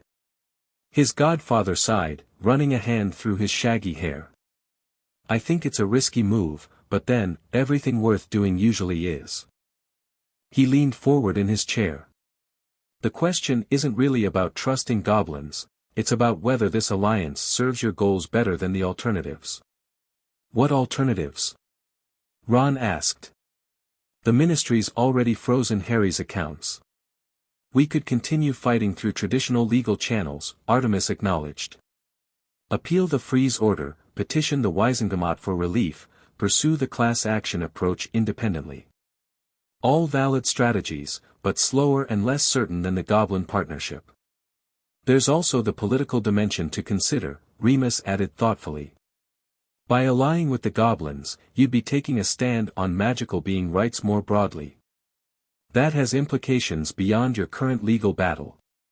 Hermione's eyes lit up at this point. "Actually, I've been researching something related to that." She pulled a heavy tome from the stack beside her chair. "I found precedents that suggest Harry's case could be expanded into a broader civil rights issue for magical beings." "What do you mean?" Harry asked, intrigued. "The Ministry's treatment of your inheritance is legally similar to how they handle property rights for non-wizards," she explained, flipping to a marked page. "There's a legal doctrine called protective custody, that they use to justify controlling assets belonging to magical beings deemed incapable of responsible management, a category that historically included not just minors like you were, but also werewolves, centaurs, mere-people, and of course, goblins before the 1752 treaty." Remus looked surprised. "I've never heard this connection made before." Because wizard legal scholars rarely approach these issues from a comparative rights perspective, Hermione replied with the particular satisfaction she always displayed when sharing new knowledge. "But the statutory language is remarkably similar." The same legal framework that allowed the ministry to seize control of Harry's inheritance is used to restrict property rights for non-wizard beings. Artemis was examining the book with newfound interest. This is astute analysis, Miss Granger. The connection hasn't been explicitly made in legal challenges before, but the parallels are certainly there. She looked up at Harry. This approach could transform your personal grievance into a landmark civil rights case. Which means more enemies, Ron pointed out pragmatically. You'd be threatening not just Fudge's authority but centuries of wizard privilege.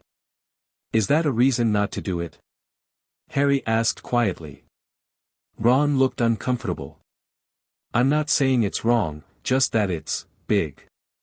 Bigger than getting your gold back. You'd be taking on the entire system. Perhaps it's time someone did, Sirius said, a note of fierce pride in his voice. James and Lily would have approved, you know. They both believed in equality for magical beings. Lily especially was vocal about werewolf rights, drove some of the more traditional purebloods absolutely mad. Harry felt a warm glow at this connection to his parents. It seemed that everywhere he turned lately, he was discovering new threads connecting him to their values and principles. I think we're overlooking something important, Hermione said suddenly. The timing of all this.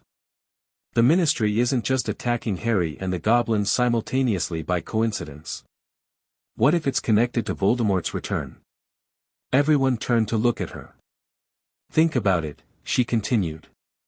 Voldemort's power base has always been among pureblood supremacists. His ideology is built on wizard dominance over all magical beings. By creating conflict between the ministry and the goblin nation, he potentially weakens both of his opponents. Divide and conquer, Remus murmured. It's a classic strategy. And if it escalates to actual conflict, even better from his perspective, Sirius added grimly. The last Goblin Rebellion created exactly the kind of chaos that would benefit Voldemort's return to power. Harry considered this angle carefully. So by forming an alliance with the goblins, I might actually be countering Voldemort's strategy. Preventing the division he wants to exploit. Potentially, yes, Hermione agreed. It's speculation, of course, but the timing is suspicious. It's a compelling theory, Artemis acknowledged. One that adds another dimension to your decision, Harry. The discussion continued for nearly 2 hours, with various perspectives and concerns raised. Ron remained skeptical about goblin trustworthiness but acknowledged the strategic advantages. Hermione was passionately supportive of the civil rights angle. Sirius favored bold action but warned about potential backlash. Remus provided historical context about previous wizard-goblin alliances and their outcomes. Through it all, Harry listened, asked questions, and gradually formed his decision. By the time the group dispersed for dinner, his mind was made up. I'm going to accept Ragnarok's proposal, he told Artemis quietly as the others headed downstairs. But I want to incorporate Hermione's civil rights approach as well. This shouldn't just be about protecting my assets, it should set a precedent for fairer treatment of all magical beings. Artemis nodded, a hint of approval in her expression. I'll begin drafting the necessary modifications to Ragnarok's proposal tonight. We'll need to move quickly. As Harry turned to follow the others, she added, you should be prepared for significant opposition, Harry. Not just from the ministry, but potentially from within your own circles. Challenging entrenched privilege rarely makes one popular, even among those who consider themselves progressive. I know, Harry replied. But it's the right thing to do. The following evening, Harry stood in Director Ragnarok's chamber once again, this time alongside not just Artemis but also Hermione, whose research had proven invaluable in refining the alliance proposal. Before them on the massive desk lay the completed partnership agreement, 37 pages of carefully worded legal provisions that would fundamentally alter the relationship between the Potter estate and the Goblin Nation. The modifications you've suggested are unexpected, Ragnarok acknowledged, his sharp eyes moving from the document to Hermione and back. Expanding the scope to include broader civil rights principles goes beyond our original proposal. But not beyond its spirit, Harry countered respectfully. If we're forming an alliance against ministry overreach, shouldn't we address the underlying legal doctrines that enable such overreach against all magical beings, not just wizards and goblins? Ragnar's expression was unreadable, but Harry thought he detected a hint of something like respect in the goblin's gaze. Your perspective is unusual for a wizard. Particularly one of your age and position. I've had unusual experiences, Harry replied simply. They've given me a different perspective on what matters. Indeed. Ragnar examined the document once more, paying particular attention to the section Hermione had drafted regarding comparative rights analysis. The Goblin Nation has historically been cautious about aligning with wizard civil rights initiatives. They often prove selective in their application. That's why the language specifies enforceable standards rather than aspirational goals, Hermione explained, her academic enthusiasm overcoming her natural nervousness around the imposing goblin director. Each provision includes specific metrics and remedies, not just general principles. You have a precise mind, Miss Granger, Ragnar observed. Gringotts could use such thinking in our legal department.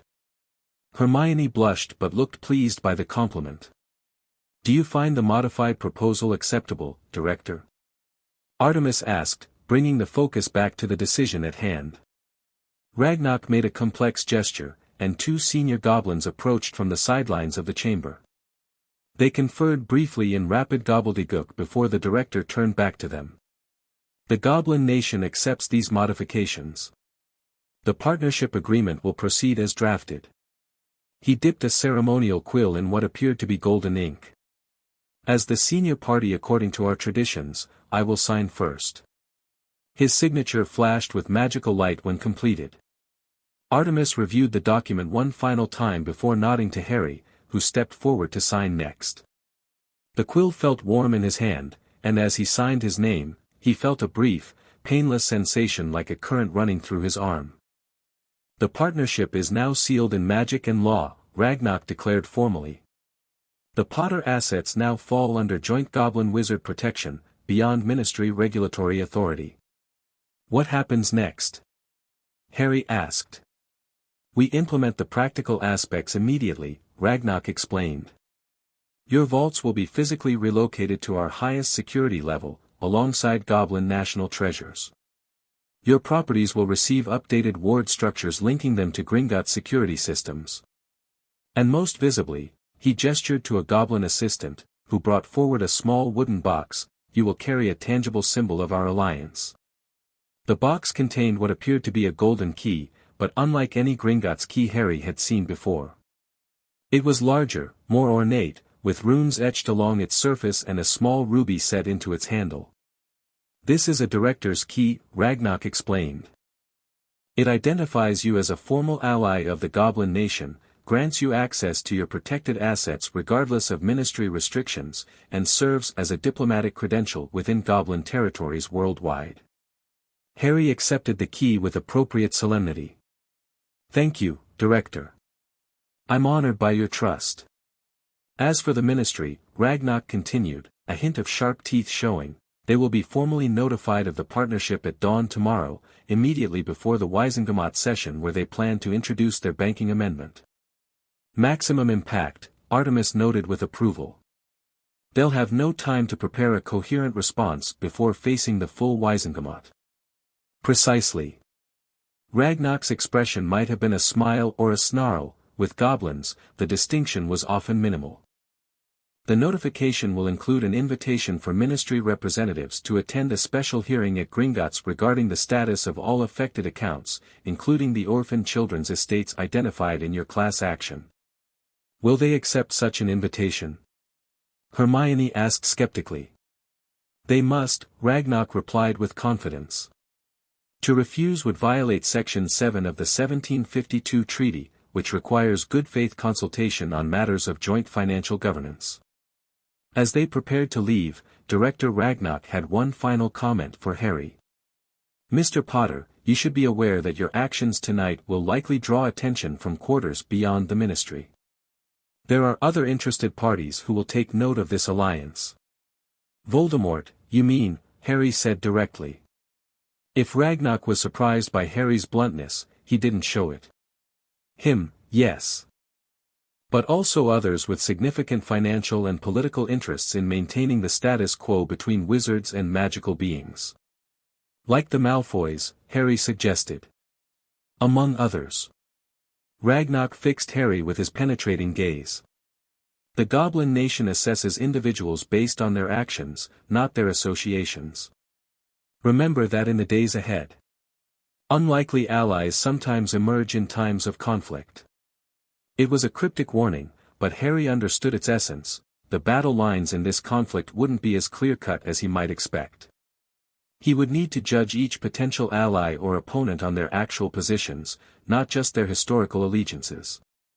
As they left Gringotts through the secure Goblin transportation system, emerging in a small, nondescript building several blocks from the bank itself, Hermione couldn't contain her excitement any longer. "Do you realize what we've just done?" she asked, her eyes bright with intellectual fervor. This could be the most significant Wizard-Goblin alliance since the 1752 treaty. And the civil rights framework we've established could become a legal template for future cases involving other magical beings. Assuming the Ministry doesn't find a way to crush it immediately, Harry replied, though he shared her enthusiasm. "They'll certainly try," Artemis confirmed, checking her watch. "We should return to headquarters and prepare for tomorrow's Wisengamot session.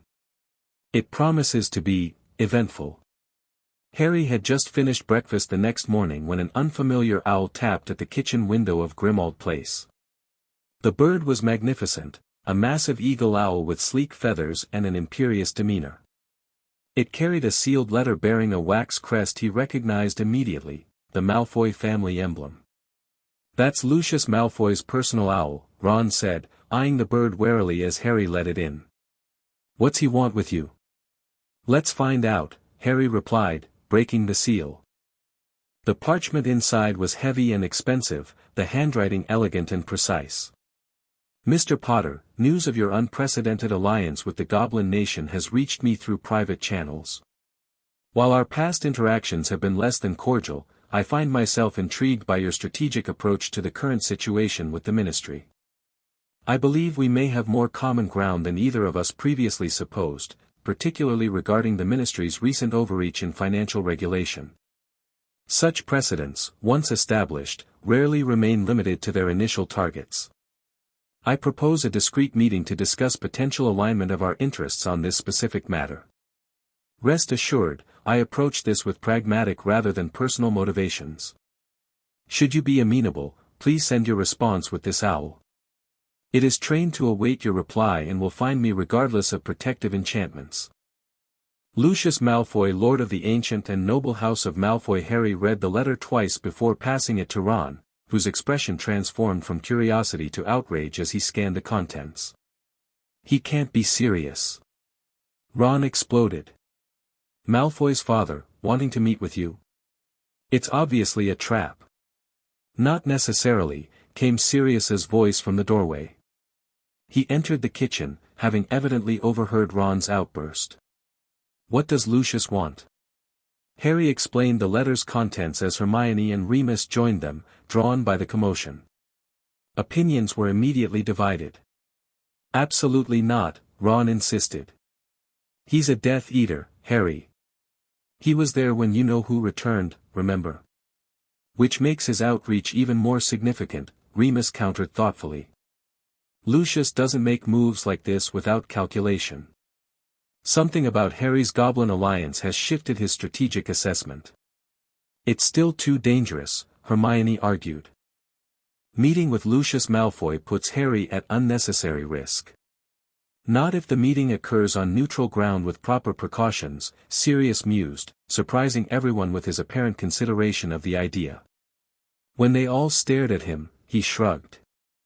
"I grew up in this world, remember? Sometimes political alliances cross unexpected lines. The Blacks and Malfoys have a long history of situational cooperation despite personal animosities."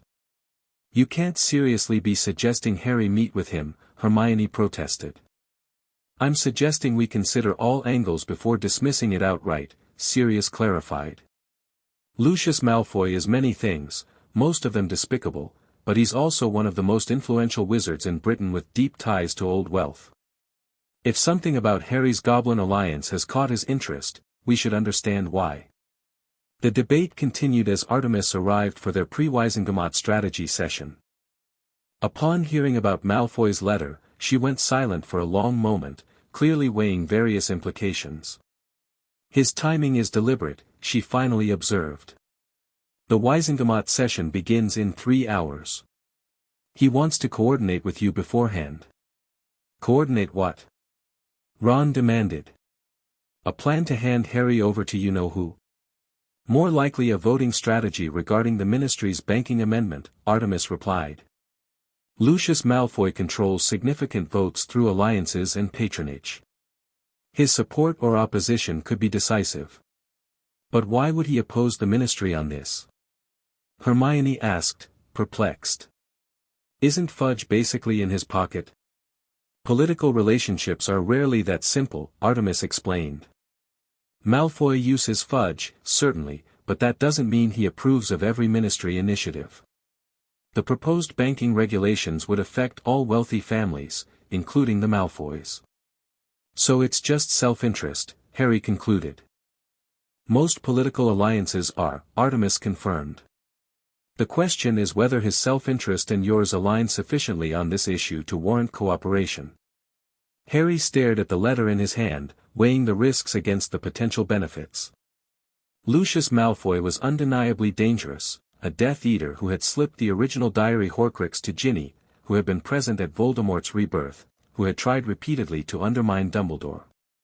Yet he had also opposed Fudge's Hogwarts takeover, albeit for his own reasons. If I agreed to meet him, Harry said slowly, what precautions would be necessary? Ron looked horrified, but Artemis immediately began listing practical considerations: neutral location. Public enough to deter overt hostility but private enough for candid conversation. You would need at least 2 trusted guards stationed nearby. Anti-eavesdropping charms. Emergency port key. And a clear set of boundaries regarding what you're willing to discuss. I know a place, Sirius suggested. The Crossroads, a private dining establishment in Horizon Alley. Strictly neutral territory, magically enforced. Even feuding goblin clans meet there without incident. I've heard of it, Artemis nodded. Expensive, exclusive, and bound by ancient hospitality magic that prevents patrons from harming one another within its walls. Harry made his decision. I'll meet him, but only with proper precautions, and only to discuss the Ministry's financial regulations. Nothing about Voldemort, nothing about the Order. Harry, please reconsider, Hermione urged. The risk is calculated, Harry interrupted gently. If Malfoy can help block Fudge's banking amendment, it protects not just my assets but the Goblin Alliance and potentially the civil rights framework we've established. That's worth hearing what he has to say. The response he penned was brief and to the point. Lord Malfoy, I am willing to discuss the specific matter of Ministry financial regulations. I propose meeting at the Crossroads in Horizon Alley at 10 a.m. today. I will arrive with one advisor. I expect we can keep our discussion focused on areas of mutual concern rather than broader differences. Harry Potter, head of the ancient House of Potter. He had deliberately used his formal title, following Artemis's advice about establishing equal standing from the outset. As he attached the note to the waiting owl, he couldn't help wondering if this was a terrible mistake or the beginning of an unexpected but valuable alliance. The Crossroads lived up to its reputation for discretion and luxury. Located at the intersection of Horizon and Vertical alleys, the establishment appeared from the outside to be merely another upscale shopfront with tastefully frosted windows. Inside, however, it revealed itself as an elegant dining establishment with private rooms separated by magical barriers that ensured complete confidentiality. Harry arrived precisely at 10, accompanied by Artemis. They were immediately escorted to a private dining alcove where Lucius Malfoy already waited, alone and impeccably dressed in formal robes of deep green with silver accents. He rose as they entered, his expression betraying nothing beyond practiced courtesy. Mr. Potter. Madam Blackwell. He inclined his head slightly in greeting. "Thank you for agreeing to this meeting." "Lord Malfoy," Harry replied, maintaining the formal tone. "You mentioned potential common ground regarding Ministry financial regulations." Lucius gestured to the seats across from him. "Indeed. Please, be seated. I've taken the liberty of ordering refreshments." An elegant silver tea service appeared as they sat, along with a small array of pastries that Harry didn't touch. Artemis likewise declined refreshment, but Lucius poured himself a cup of tea with deliberate calm. "Your alliance with the Goblin Nation has caused quite a stir in certain circles," he began. "A bold move, one that caught the Ministry entirely unprepared. They left few alternatives when they froze my accounts," Harry replied neutrally. "Quite so. A heavy-handed approach that betrays Cornelius's increasing desperation." Lucius sipped his tea thoughtfully. "What interests me, however, is not the alliance itself but the broader implications of the civil rights framework you've incorporated." Harry exchanged a quick glance with Artemis, surprised that Malfoy had this level of detail about the agreement. "I have my sources," Lucius acknowledged with a thin smile. "Though in this case, they were goblin rather than human." "Interesting, wouldn't you say? What exactly is your interest in this matter, Lord Malfoy?" Artemis asked directly. "Your family has not historically supported expanded rights for magical beings." "My family supports its own interests, Madam Blackwell. Sometimes those align with tradition, sometimes with innovation." Lucius set down his teacup precisely. "The Malfoy fortune, while substantial, is managed through Gringotts like any other. The Ministry's proposed regulations would subject our financial affairs to unprecedented scrutiny and control. So this is purely about protecting your gold," Harry concluded. "Not entirely, though that would be reason enough." Lucius leaned forward slightly. "Consider the broader pattern, Mr. Potter. The Ministry begins by targeting your accounts, those of a controversial figure whose claims about the Dark Lord's return have divided public opinion. Then they extend that precedent to regulate goblin banking more broadly. What follows? Perhaps special monitoring of families with historical associations they find questionable." Harry understood immediately. They'd use it to target suspected Death Eater families. Monitor their finances, track their movements through their spending patterns. Precisely. Lucius's gray eyes were cold and calculating. "Today it's your accounts frozen for security reasons. Tomorrow it could be mine, or Knott's, or Parkinson's, subjected to the same treatment for different justifications." "I'm surprised you would admit such concerns so openly," Artemis observed. Lucius offered a thin smile. "The crossroads ensures our conversation remains private. And besides, my concerns need not implicate any specific allegiances. Many old families value their privacy regardless of their politics." Harry cut to the chase. "What exactly are you proposing, Lord Malfoy?" "An alliance of convenience in today's Wisengamot session. My voting bloc will oppose the banking amendment, supporting your goblin partnership as a legitimate exercise of financial sovereignty." Lucius steepled his fingers. "In return, I ask that the civil rights provisions of your agreement remain broad rather than targeted, applicable to all magical beings rather than excluding those with controversial histories." The request confirmed Harry's suspicion. Lucius was concerned that the rights framework might eventually be used against Death Eater families specifically while protecting others. He wanted to ensure equal protection even for those who had supported Voldemort. "The civil rights framework is already written to apply universally," Artemis noted carefully. "Legal principles function best when applied consistently." "Excellent." Lucius looked satisfied. "Then we understand each other. My bloc represents 17 votes in the Wisengamot. Combined with those already sympathetic to your position, it should be sufficient to defeat the amendment." "And what will Voldemort think of you helping Harry Potter?" Harry asked boldly, breaking their unspoken agreement not to mention the Dark Lord directly. If Lucius was startled by the direct reference, he didn't show it. His expression remained perfectly composed as he replied, I act in the best interests of the Malfoy family, as I always have. The Dark Lord understands the importance of protecting certain, institutional freedoms from ministry interference. The implication was clear: Voldemort himself might not oppose this particular alliance if it prevented the ministry from gaining financial oversight that could hinder Death Eater activities. One more thing, Harry said as they prepared to conclude the meeting.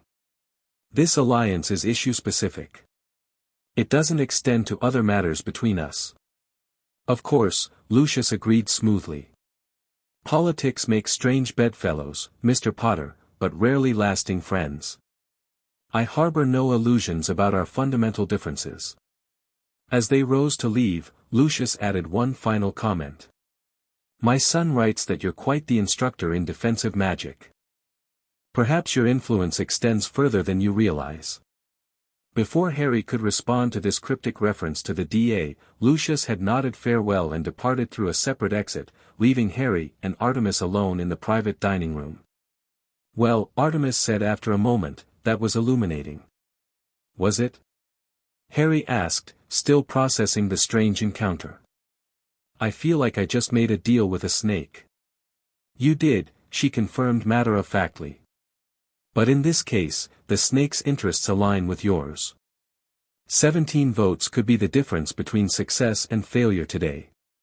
At what cost, though? Harry wondered aloud. Am I compromising too much by working with him, even temporarily? Artemis regarded him thoughtfully. Politics rarely offers perfect choices, Harry. Sometimes it's about identifying where your interests overlap with others, even those you fundamentally oppose. The question is whether the specific outcome, defeating the banking amendment, justifies the specific means, a temporary voting alliance with Malfoy. Put that way, the decision seemed clearer. Defeating Fudge's attempt to control Gringotts would protect not just Harry's assets but the Goblin Nation's sovereignty and potentially the civil rights framework they'd established. If Malfoy's votes helped achieve that, wasn't the alliance worthwhile, despite his Death Eater ties? Yet something still troubled Harry as they left the crossroads and headed toward the Ministry for the Wizengamot session. By allying with Malfoy, even on this limited issue, was he crossing a line that could not be uncrossed? Would his friends understand, or would they see it as a betrayal of principles? We should inform the others about Malfoy's support before the session begins, Harry decided as they approached the Ministry. I don't want anyone caught by surprise. A wise precaution, Artemis agreed. Not everyone will understand the pragmatic necessities of political maneuvering. Her prediction proved accurate. When they met with Sirius, Remus, and Arthur Weasley in a private antechamber near the Wizengamot chambers and explained the arrangement with Malfoy, reactions were mixed. Sirius, surprisingly, seemed least troubled. Politics makes for strange alliances, he shrugged. My family made deals with the Malfoys for generations despite personally despising them. Remus was more reserved but pragmatic. If it helps protect the Goblin Alliance and defeats Fudge's amendment, I understand the necessity. Arthur Weasley, however, looked deeply uncomfortable. Harry, the Malfoys have been enemies of my family for generations. Lucius personally planted that cursed diary on Ginny. I'm not sure I can support any alliance with him, even a temporary one. I understand, Harry said quietly. And I'm not asking you to support it personally. I just wanted you to know before it becomes public in the session. Arthur's expression was troubled. Just be careful, Harry. Lucius Malfoy never does anything that doesn't ultimately serve his own interests, or those of you-know-who. I know who he is, Harry assured him. This isn't about trusting him. It's about using his votes to achieve a specific goal, nothing more. Before Arthur could respond, a court official appeared to announce that the Wizengamot session would begin in 5 minutes. As the others headed into the chamber, Sirius held Harry back for a moment. For what it's worth, his godfather said quietly, I think you're making the right call. Leadership sometimes means making difficult alliances to achieve necessary goals. James would have understood that, even if he wouldn't have liked it either. The comparison to his father bolstered Harry's resolve as he took his place in the visitors' gallery, watching Artemis proceed to the Potter family seat among the assembled Wisengamot members. Today's attendance was notably higher than usual, with nearly every seat filled, a testament to the significance of the banking amendment on the agenda. Minister Fudge appeared particularly agitated as he consulted with his advisors near the Chief Warlock's podium. Dumbledore himself was present today, his long silver beard and half-moon spectacles unmistakable as he called the session to order with 3 taps of his wand.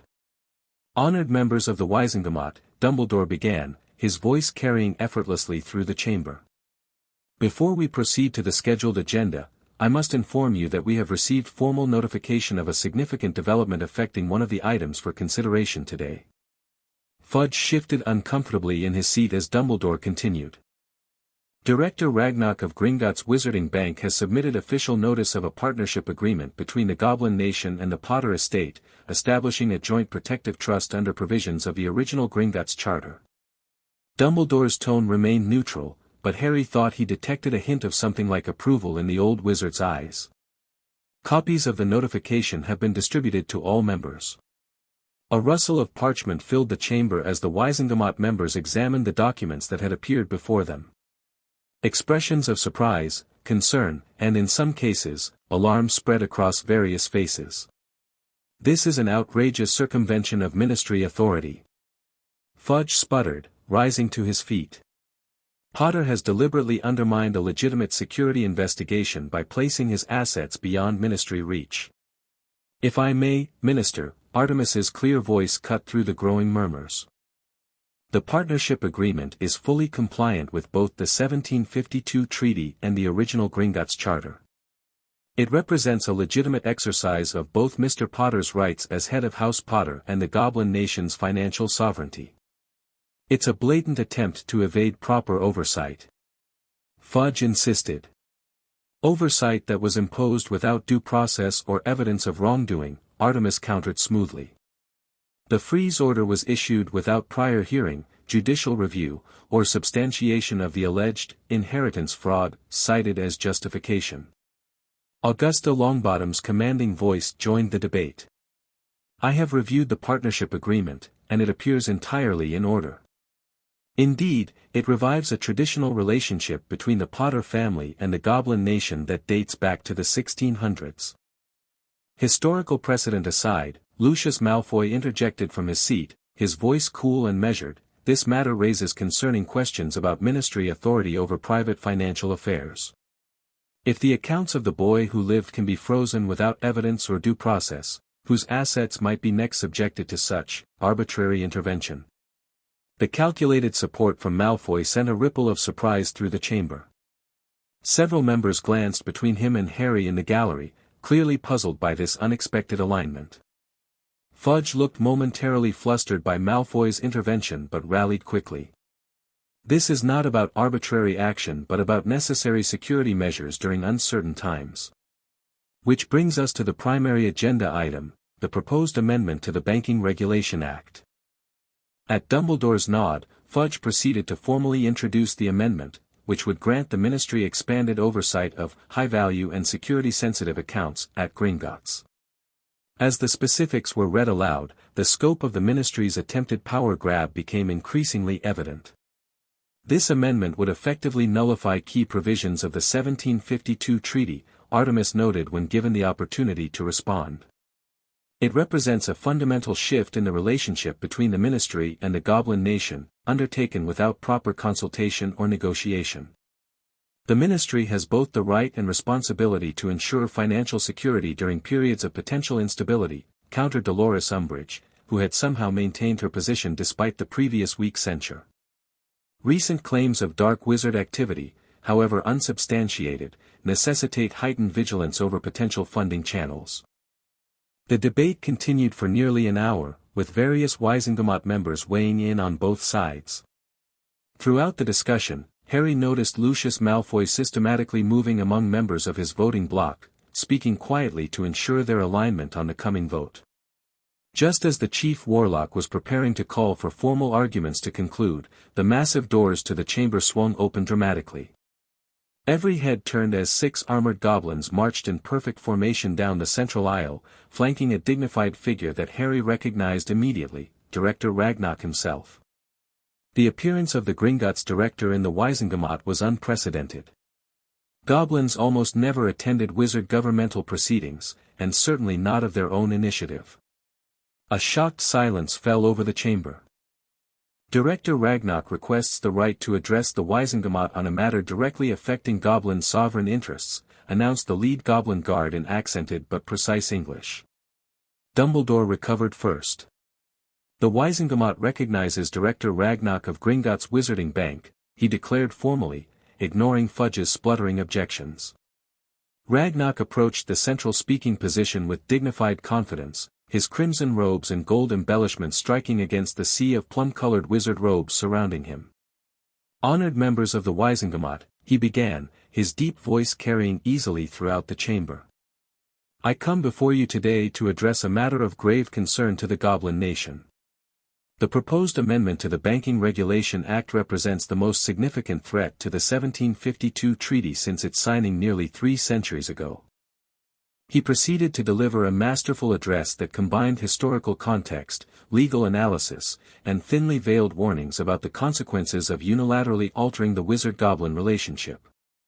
Without explicitly threatening another rebellion, he reminded the Wisengamot of the substantial disruptions that had resulted from previous attempts to restrict goblin financial autonomy.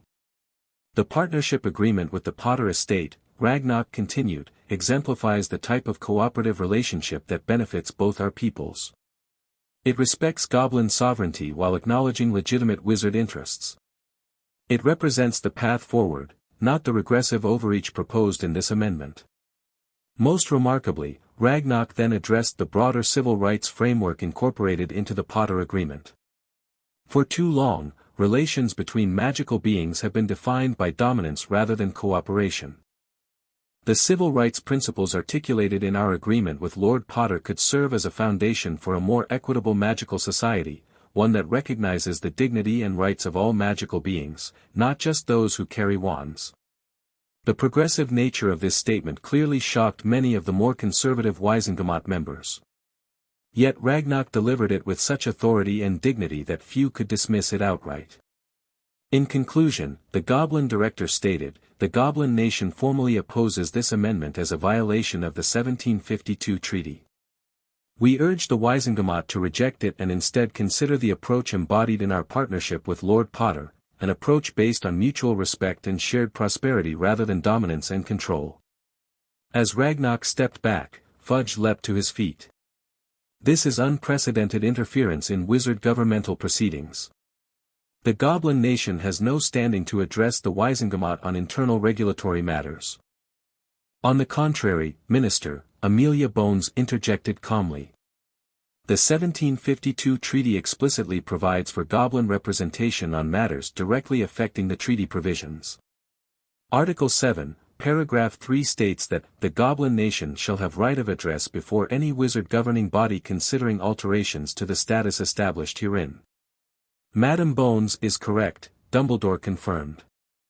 Director Ragnarok's address is both appropriate and properly conducted according to established protocol.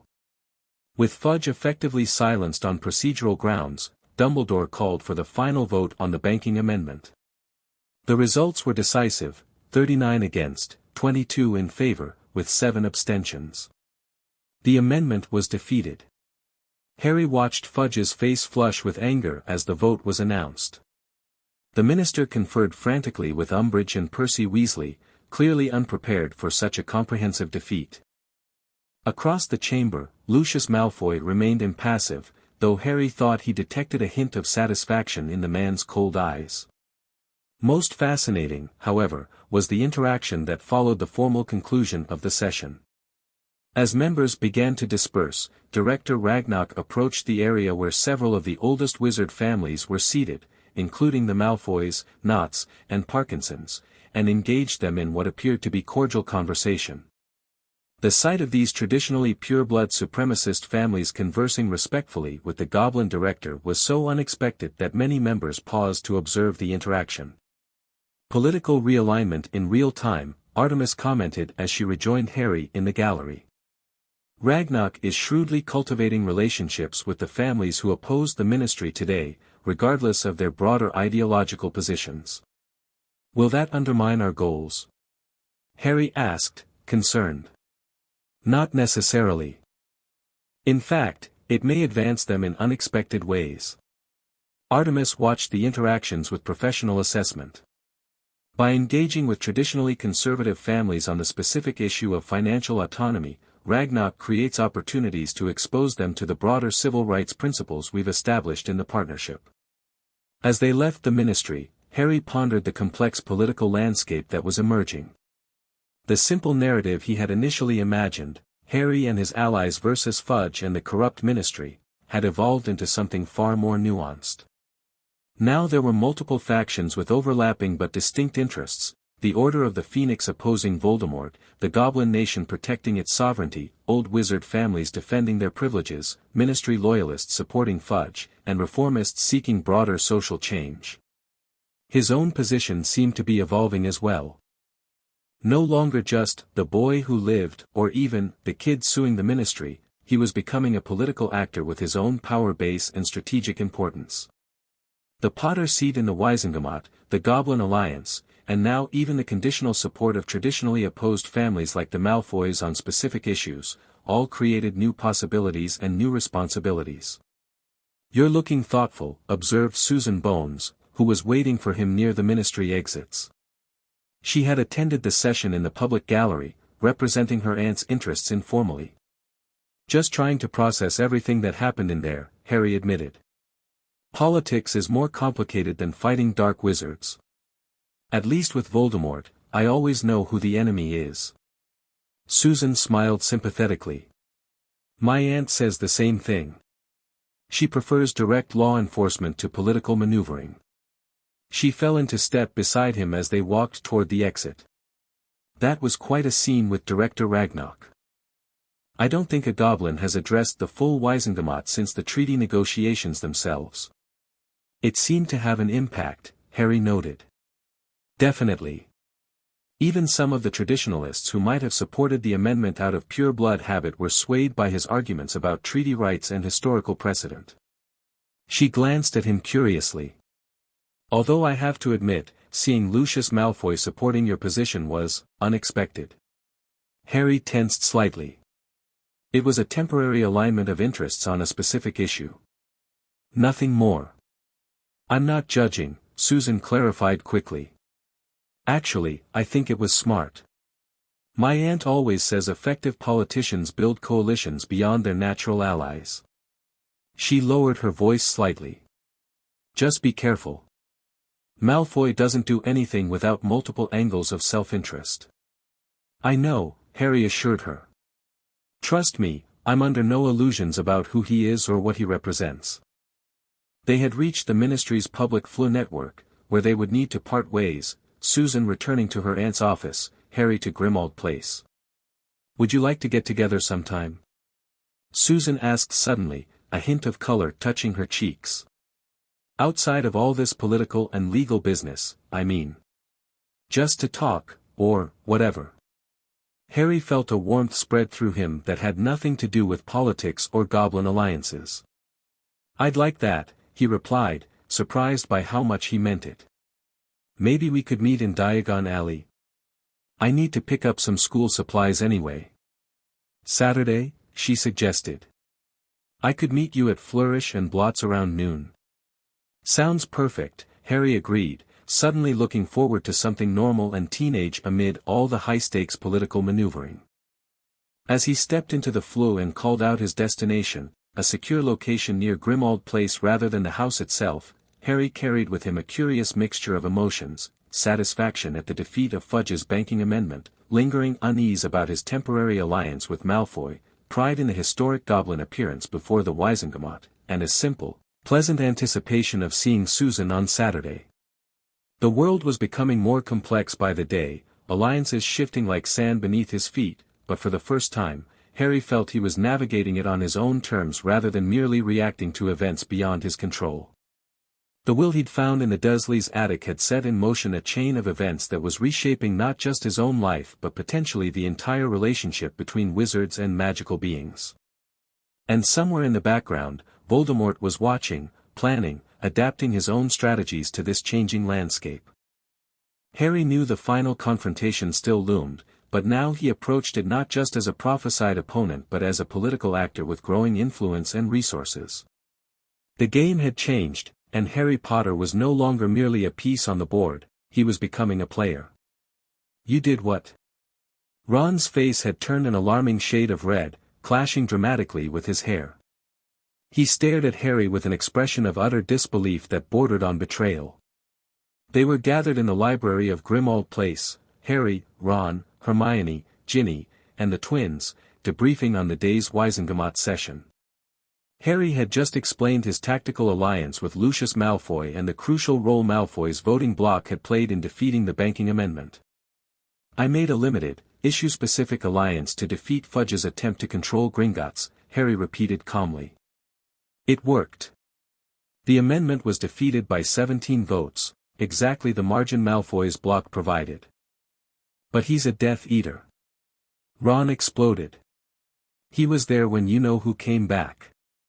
He tried to kill Ginny with that diary. Ginny, who had been uncharacteristically quiet, finally spoke up. Did you really need his votes, Harry? Couldn't you have won without them? It was too close to risk, Harry explained, grateful for her more measured question. According to Artemis's count, without Malfoy's bloc, we would have been within 5 votes either way. Given Fudge's influence and last-minute pressuring, we couldn't be certain. There's a word for people who work with Death Eaters, Ron said coldly. Collaborators. That's not fair, Ron, Hermione interjected, surprising everyone by defending Harry's decision.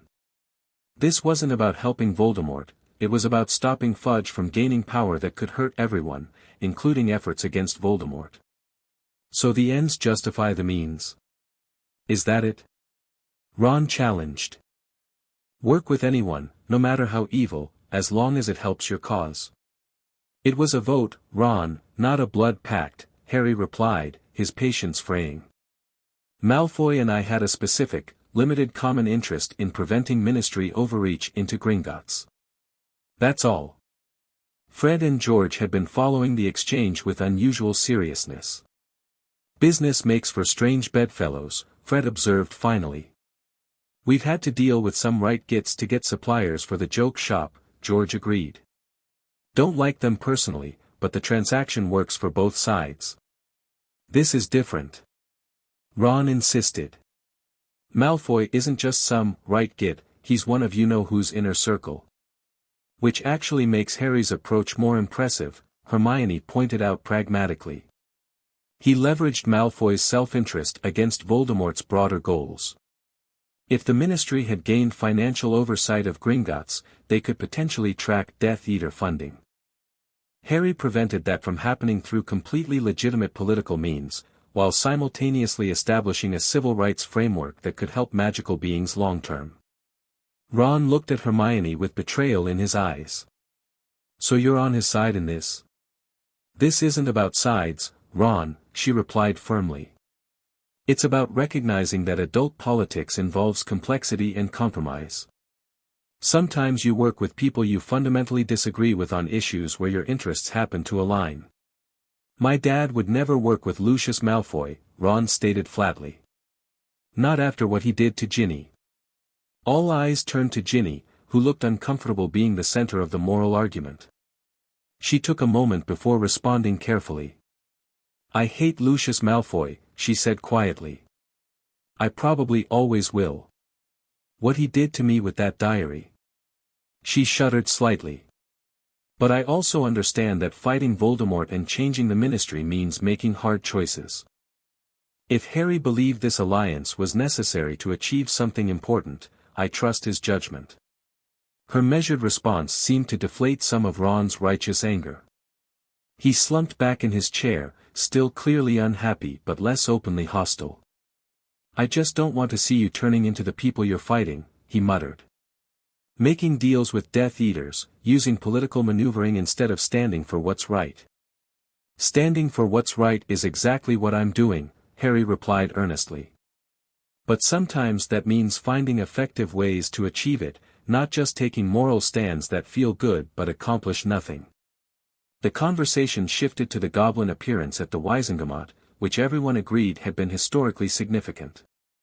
Hermione was particularly excited about the civil rights framework being openly discussed in such a prestigious forum. "Do you realize what you've done?" she asked Harry, her eyes bright with intellectual enthusiasm. "You've created the first formal legal structure linking wizard inheritance rights with broader magical being protections.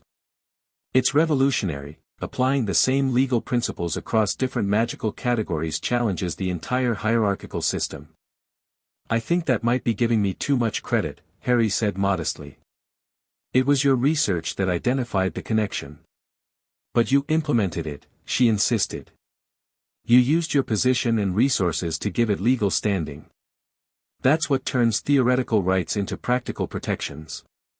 As the discussion continued, Harry noticed that Ron remained subdued, occasionally throwing glances his way that suggested their disagreement was far from resolved. It troubled him more than he wanted to admit. Ron had been his first friend in the wizarding world, his most consistent ally through countless challenges. Having him doubt Harry's moral compass cut deeply. Later that evening, as the others dispersed for dinner, Harry found a moment to speak with Ron alone. "Look," he began awkwardly, "I understand why you're upset about the Malfoy thing. If our positions were reversed, I might feel the same way." Ron shrugged, still avoiding direct eye contact. "You do what you think is right. It's your fight." "It's our fight," Harry corrected firmly. "All of ours. And I need you with me, Ron. I need your perspective, especially, when you think I'm making a mistake. Would you have done anything differently?" Ron challenged. "If I had been there to argue against it?" Harry considered the question honestly. "I might have looked harder for alternatives. But in the end, with the information I had and the stakes involved, I probably would have made the same choice." "That's what I thought," Ron said, not unkindly. "You've changed, Harry. This whole inheritance thing, the Wizengamot seat, the Goblin Alliance, you're playing in a different league now. Making calculations I don't understand." There was something like resignation in his voice that troubled Harry deeply. It suggested not just disagreement about one decision but a growing distance between their worldviews. "I'm still the same person," Harry insisted. "Just trying to use these new resources effectively." "Maybe." Ron didn't look convinced. "But from where I stand, it looks like you're becoming more like them, the politicians, the strategists, the people who see everything as pieces on a chessboard."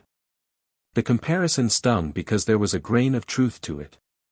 Harry had been thinking more strategically lately, weighing options and consequences in ways he might not have before. But was that necessarily wrong? Wasn't it growth rather than corruption? "I'm learning to fight on multiple fronts," Harry said finally. "Voldemort, Fudge, the Ministry corruption, they're all connected, and I can't defeat them just by being brave or morally pure. Sometimes I need to be smart, too." "Just don't get so smart that you forget what you're fighting for," Ron replied, and there was genuine concern beneath his criticism. "That's how people like Fudge start out, you know. Believing they're making necessary compromises for the greater good." The conversation left Harry deeply thoughtful as they joined the others for dinner. Ron's warning echoed in his mind, raising uncomfortable questions about the path he'd chosen.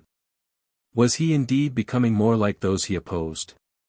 Making the same kinds of moral compromises he condemned in others? Yet he couldn't see a clear alternative. The enemies he faced, Voldemort, Fudge, the entrenched corruption and prejudice in wizarding society, were too powerful and too entrenched to defeat through conventional means. They controlled the institutions, wrote the rules, defined the boundaries of acceptable conflict. To challenge them effectively required moving beyond those boundaries, finding leverage wherever it existed. The Goblin Alliance had been a step in that direction, an unprecedented partnership that circumvented traditional ministry authority. The tactical cooperation with Malfoy was another, using the self-interest of an opponent to achieve a specific goal. Both represented a more sophisticated approach to conflict than the direct confrontations of his earlier years. But sophistication brought its own dangers, as Ron had warned. The line between strategic compromise and moral corruption could be thin and easily crossed. As Harry looked around the dinner table at his friends and allies, the people who had stood by him through countless challenges, he made a silent promise to himself: he would pursue the fight with every tool and strategy at his disposal, but he would never lose sight of what made that fight worthwhile. The means might become more complex, but the ends must remain pure, a wizarding world free from both Voldemort's terror and the Ministry's corruption, where justice extended to all magical beings. It was a difficult balance to maintain, but Harry was beginning to understand that leadership often meant walking such narrow paths, finding ways forward that honored both principles and practicalities, idealism and effectiveness. The Goblin Alliance had been the first major test of this approach. The temporary alignment with Malfoy was the second. And Harry knew, with growing certainty, that greater challenges and more difficult choices lay ahead. Saturday arrived with unexpected sunshine breaking through London's typical cloud cover, as if the weather itself approved of Harry's planned outing with Susan. After days of intense political maneuvering, legal strategizing, and moral debates with his friends, the prospect of a simple day in Diagon Alley felt like a welcome respite. Sirius, however, had other ideas about the nature of the meeting. "So, a date with the Bones girl," he said with exaggerated casualness as Harry prepared to leave. "Excellent choice. Her family has impeccable standing in wizard society, old but not obsessively pure blood, politically moderate but respected by traditionalists." "It's not a date," Harry interrupted, feeling heat rise in his cheeks. "We're just meeting to get school supplies." Of course," Sirius agreed with a knowing smile that suggested he believed nothing of the sort. Just two politically aligned young people coincidentally shopping at the same time. Purely pragmatic. Remus, who had been quietly reading nearby, looked up with amusement. "Leave him be, Padfoot. Though I do hope you're planning to wear something nicer than that for your non-date." Harry glanced down at his casual jeans and t-shirt, comfortable but admittedly not impressive. "What's wrong with this?" "Nothing, if you're meeting Ron," Sirius replied. "But for the niece of the head of the DMLE, who happens to be quite pretty if Tonks's reports are accurate, you might want to make a bit more effort." "Tonks has been reporting on Susan?" Harry asked, alarmed. "Not specifically," Remus clarified, shooting Sirius a reproving look. "She mentioned in passing that you seem to have made friends with Susan during the Wisengamot sessions." "Sirius is just being serious." Despite his protests, Harry found himself changing into one of his new sets of robes, casual but well-tailored dark blue that Artemis had insisted he purchase for informal but respectable public appearances. The Potter family ring remained on his finger, no longer feeling foreign but now a natural part of his identity. Security remained a concern, of course. Despite the defeat of Fudge's banking amendment, the minister had not abandoned his campaign against Harry. The Daily Prophet had run several articles questioning the secretive Goblin Alliance and implying that Harry was being manipulated by non-human interests against the ministry. "Kingsley will be shadowing you," Sirius informed him as he prepared to leave. "Discreetly, of course. And Tonks will be in Flourish and Blots, apparently she needs some light reading on Transfiguration." "I don't need bodyguards for a trip to the bookshop," Harry protested. "After Umbridge's attack in Diagon Alley?" "Yes, you do," Sirius replied firmly. "Besides, with Amelia Bones's niece accompanying you, the security is as much for her as for you. Fudge would love to find leverage against Madame Bones." Harry couldn't argue with that logic. If anything happened to Susan while she was with him, it would create exactly the kind of pressure on Amelia Bones that Fudge would exploit. He arrived at Flourish and Blots precisely at noon, intentionally early to ensure nothing would delay their meeting. The bookshop was busy but not crowded, filled with students purchasing texts for the upcoming school year. Harry spotted Tonks immediately, today sporting mousy brown hair and an unremarkable face that somehow still managed to look clumsy even in stillness, browsing a shelf of advanced transfiguration texts. Susan arrived exactly on time, wearing simple but elegant robes of deep blue that complemented her auburn hair, which was loose around her shoulders rather than in its usual practical braid. She smiled when she saw him, a genuine expression that reached her eyes. "Hi, Harry," she greeted him, suddenly seeming a bit shy despite their previous interactions. "Sorry if I kept you waiting." "You're right on time," he assured her. "I was just early." An awkward moment followed as they both seemed to realize simultaneously that this was, in fact, different from their previous meetings. There was no legal crisis, no political strategy to discuss, no immediate threat demanding attention. Just two teenagers meeting by choice. "So," Harry began, searching for a casual opening, "what supplies do you need for the new term?" "The usual fifth-year texts, plus some additional references for OWL preparation," Susan replied, visibly relaxing as the conversation turned to practical matters. "Aunt Amelia insisted I get extra materials for defense against the dark arts, given everything that's happening." "Smart," Harry agreed. "Especially since we still don't know who'll be teaching it this year." They fell into an easy rhythm after that, browsing the shelves together, comparing notes on different texts, and occasionally offering recommendations. Susan, it turned out, had a particular interest in herbology and often studied with Neville. "He's brilliant with plants," she explained as they examined a comprehensive guide to magical herbs. "Most people don't notice because he's so quiet, but Professor Sprout says he has the best natural talent she's seen in decades." "I've noticed," Harry replied. "He's gotten a lot more confident lately, too." "The DA made a difference for a lot of us," Susan said, lowering her voice slightly. "Not just the practical skills, but feeling like we were actually doing something useful instead of just sitting through Umbridge's useless classes." The mention of the DA brought a surge of pride. The student defense group had begun as a necessity, a way to learn practical skills when Umbridge refused to teach them, but had evolved into something more significant, a community of students united by their determination to prepare for the coming conflict. "Will you continue it next year?" Susan asked. "Even if we get a proper defense teacher?" "I'd like to," Harry admitted. It became more than just a class. It was. He searched for the right word. "A movement," Susan supplied. "At least, that's how Hannah and I saw it. Not just learning spells but taking a stand." Harry nodded, struck by how precisely she had captured his own feelings. The DA had represented resistance, not just to Umbridge's educational approach but to the larger pattern of denial and suppression that the ministry had imposed.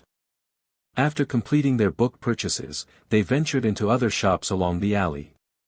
At Quality Quidditch Supplies, Harry couldn't resist examining the latest broom models while Susan watched with amusement. "Not much of a flyer?" he asked, noticing her limited interest in the racing brooms. "I'm decent, but not passionate about it," she admitted. "I prefer games that keep me closer to the ground. Wizard chess, exploding snap, games of strategy rather than speed." "Ron would approve," Harry replied with a smile. "He's a chess master. Beats me every time." The mention of Ron brought a fleeting shadow of concern. Harry hadn't resolved the tension from their disagreement about the Malfoy alliance, and it weighed on him more than he wanted to admit. Susan, perceptive as always, noticed the shift in his mood. "Everything all right between you two?" she asked as they left the shop.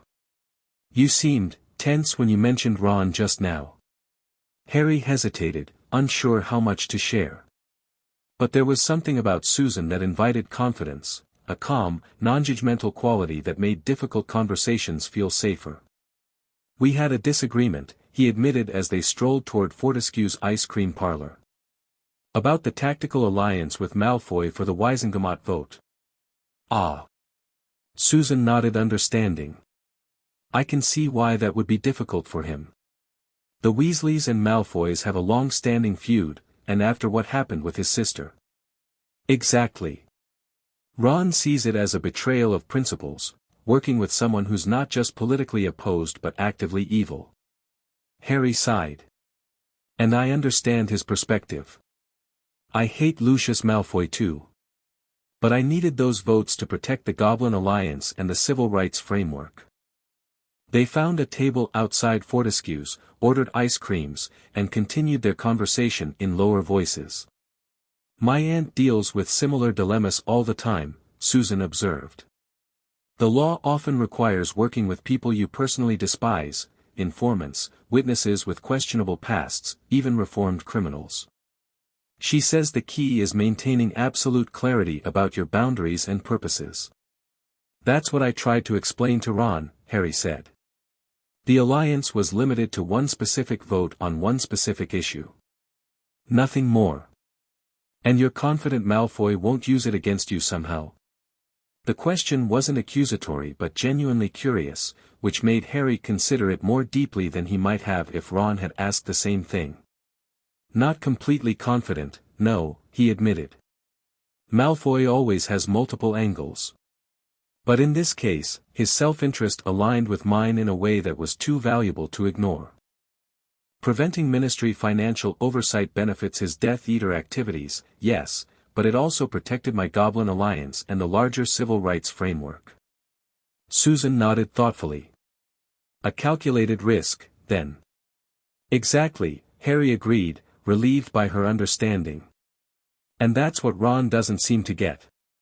Sometimes you have to take calculated risks in a larger strategy, not just reject anything that feels uncomfortable. He'll come around, Susan predicted with quiet confidence. Friends argue, especially during stressful times. But real friendship survives disagreements. Her perspective was reassuring, measured and mature in a way that reminded Harry of her aunt's practical wisdom. It struck him that while Hermione was brilliant at academic knowledge and Ron had instinctive loyalty, Susan possessed a different kind of intelligence, emotional and social perception that recognized the complexities of human relationships. Their conversation shifted to lighter topics as they enjoyed their ice cream.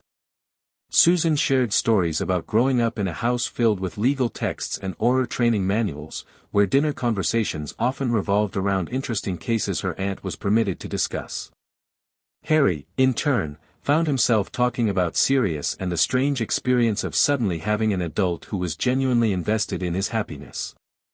It's different from Mrs. Weasley's care, he tried to explain. She's wonderful, maternal and protective. But Sirius is. I don't know, more of a partner than a parent. He treats me like an equal with my own valid perspective. That sounds like what I have with Aunt Amelia, Susan observed. She's my guardian, but she's always respected my autonomy and judgment, even when I was younger. The afternoon passed quickly, and Harry was surprised to find how comfortable he felt in Susan's company. Unlike his interactions with Cho Chang the previous year, which had been awkward, fraught with misunderstandings, and ultimately disastrous, conversations with Susan flowed naturally between serious topics and casual observations, political analysis and personal stories. They were examining the display at Magical Menagerie, watching Kneazle kittens tumble over each other in playful combat, when Harry noticed Susan check her watch with reluctance.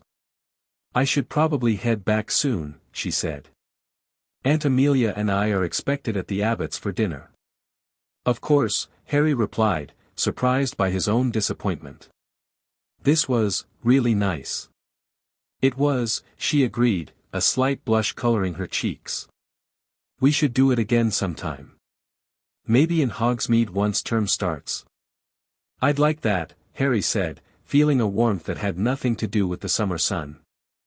As they walked toward the leaky cauldron, where Susan would use the flue to return home, Harry found himself uncharacteristically reluctant to end their time together. It had been a respite from the intensity of everything else in his life, the legal battles, political maneuvering, and looming conflict with Voldemort. Before you go, he said as they reached the pub's entrance, I wanted to thank you. Not just for today, but for your perspective on everything that's happened since I found the will. You've helped me see things more clearly. Susan smiled, tucking a strand of auburn hair behind her ear. "I've enjoyed being part of it, actually. Not many fifth years get to witness goblin-wizard alliances and historic Wisengamot sessions. Still, I appreciate having someone my own age who understands the complexities." Harry hesitated, then added, "Someone who doesn't expect me to be either the boy who lived or just a normal teenager, but accepts me as, whatever I am now." "I like whatever you are now," Susan replied simply. Then, with a moment of visible courage, she leaned forward and kissed him lightly on the cheek. "See you on the Hogwarts Express, Harry." As he watched her disappear into the pub, Harry touched his cheek where her lips had brushed against his skin. The simple gesture had left him with a fluttering sensation in his stomach and a smile he couldn't suppress. From a discreet distance, Tonks winked at him before turning to follow Susan, ensuring she reached the flue safely. Harry barely noticed, his mind replaying the afternoon's conversations and that final moment of connection. For a few precious hours, he hadn't been the boy who lived, the Potter heir, the Wisengamot proxy, or the goblin ally. He'd just been Harry, enjoying the company of a girl who saw him clearly and liked what she saw. In the midst of everything else, the political battles, legal strategies, and looming conflicts, that simple human connection felt like the most valuable thing he'd discovered since finding the will in the Dursleys' attic. And as he turned to head back toward the leaky cauldron himself, Harry realized he was looking forward to returning to Hogwarts with an enthusiasm he hadn't felt in years. Not just for the castle's familiar comforts or the resumption of the DA, but for the chance to see where this newfound connection with Susan Bones might lead. Chapter 5, The Reckoning. The trial begins with massive public attention. Harry faces the full Wisengamot with Fudge presiding. Despite the conflict of interest, the Ministry's defense is led by a brilliant but unethical lawyer who attacks Harry's character. Harry's team presents the pensive memories, causing gasps among the Wisengamot just as the case seems to be swinging in Harry's favor. Umbridge introduces a surprise witness, Petunia Dursley. Petunia initially testifies against Harry but then breaks down and reveals the truth about Dumbledore's arrangements. The Wisengamot is thrown into chaos as more evidence of corruption emerges. During a recess, Death Eaters launch an attack on the Ministry. In the confusion, Harry discovers Fudge attempting to destroy evidence. A magical battle breaks out in the Ministry atrium. Harry demonstrates his growth by leading the defense against the Death Eaters. The conflict reveals that some Ministry officials were under Imperius curses. When the dust settles, the remaining Wisengamot members vote overwhelmingly in Harry's favor. The Ministry is ordered to repay all stolen funds plus damages, bankrupting its corrupt elements. Fudge is removed from office, and Amelia Bones is reinstated and nominated as interim minister. Harry uses his victory and new fortune to establish a foundation to help victims of both Ministry corruption and Voldemort. The story concludes with Harry reflecting on how finding the will changed everything. He's no longer just reacting to events but shaping them. In the final scene, Harry meets with his allies to plan their next moves against Voldemort, now operating from a position of strength rather than vulnerability. A hint is given that the evidence Harry uncovered may contain clues about defeating Voldemort. The story ends with Harry returning to the Dursleys' house one last time to collect his belongings, now legally free of their guardianship and ready to face whatever comes next. This outline creates a story that follows the requested structure with varied conflicts, legal battles, personal confrontations, moral dilemmas, action sequences, while developing Harry as a more competent, proactive character who grows throughout the narrative.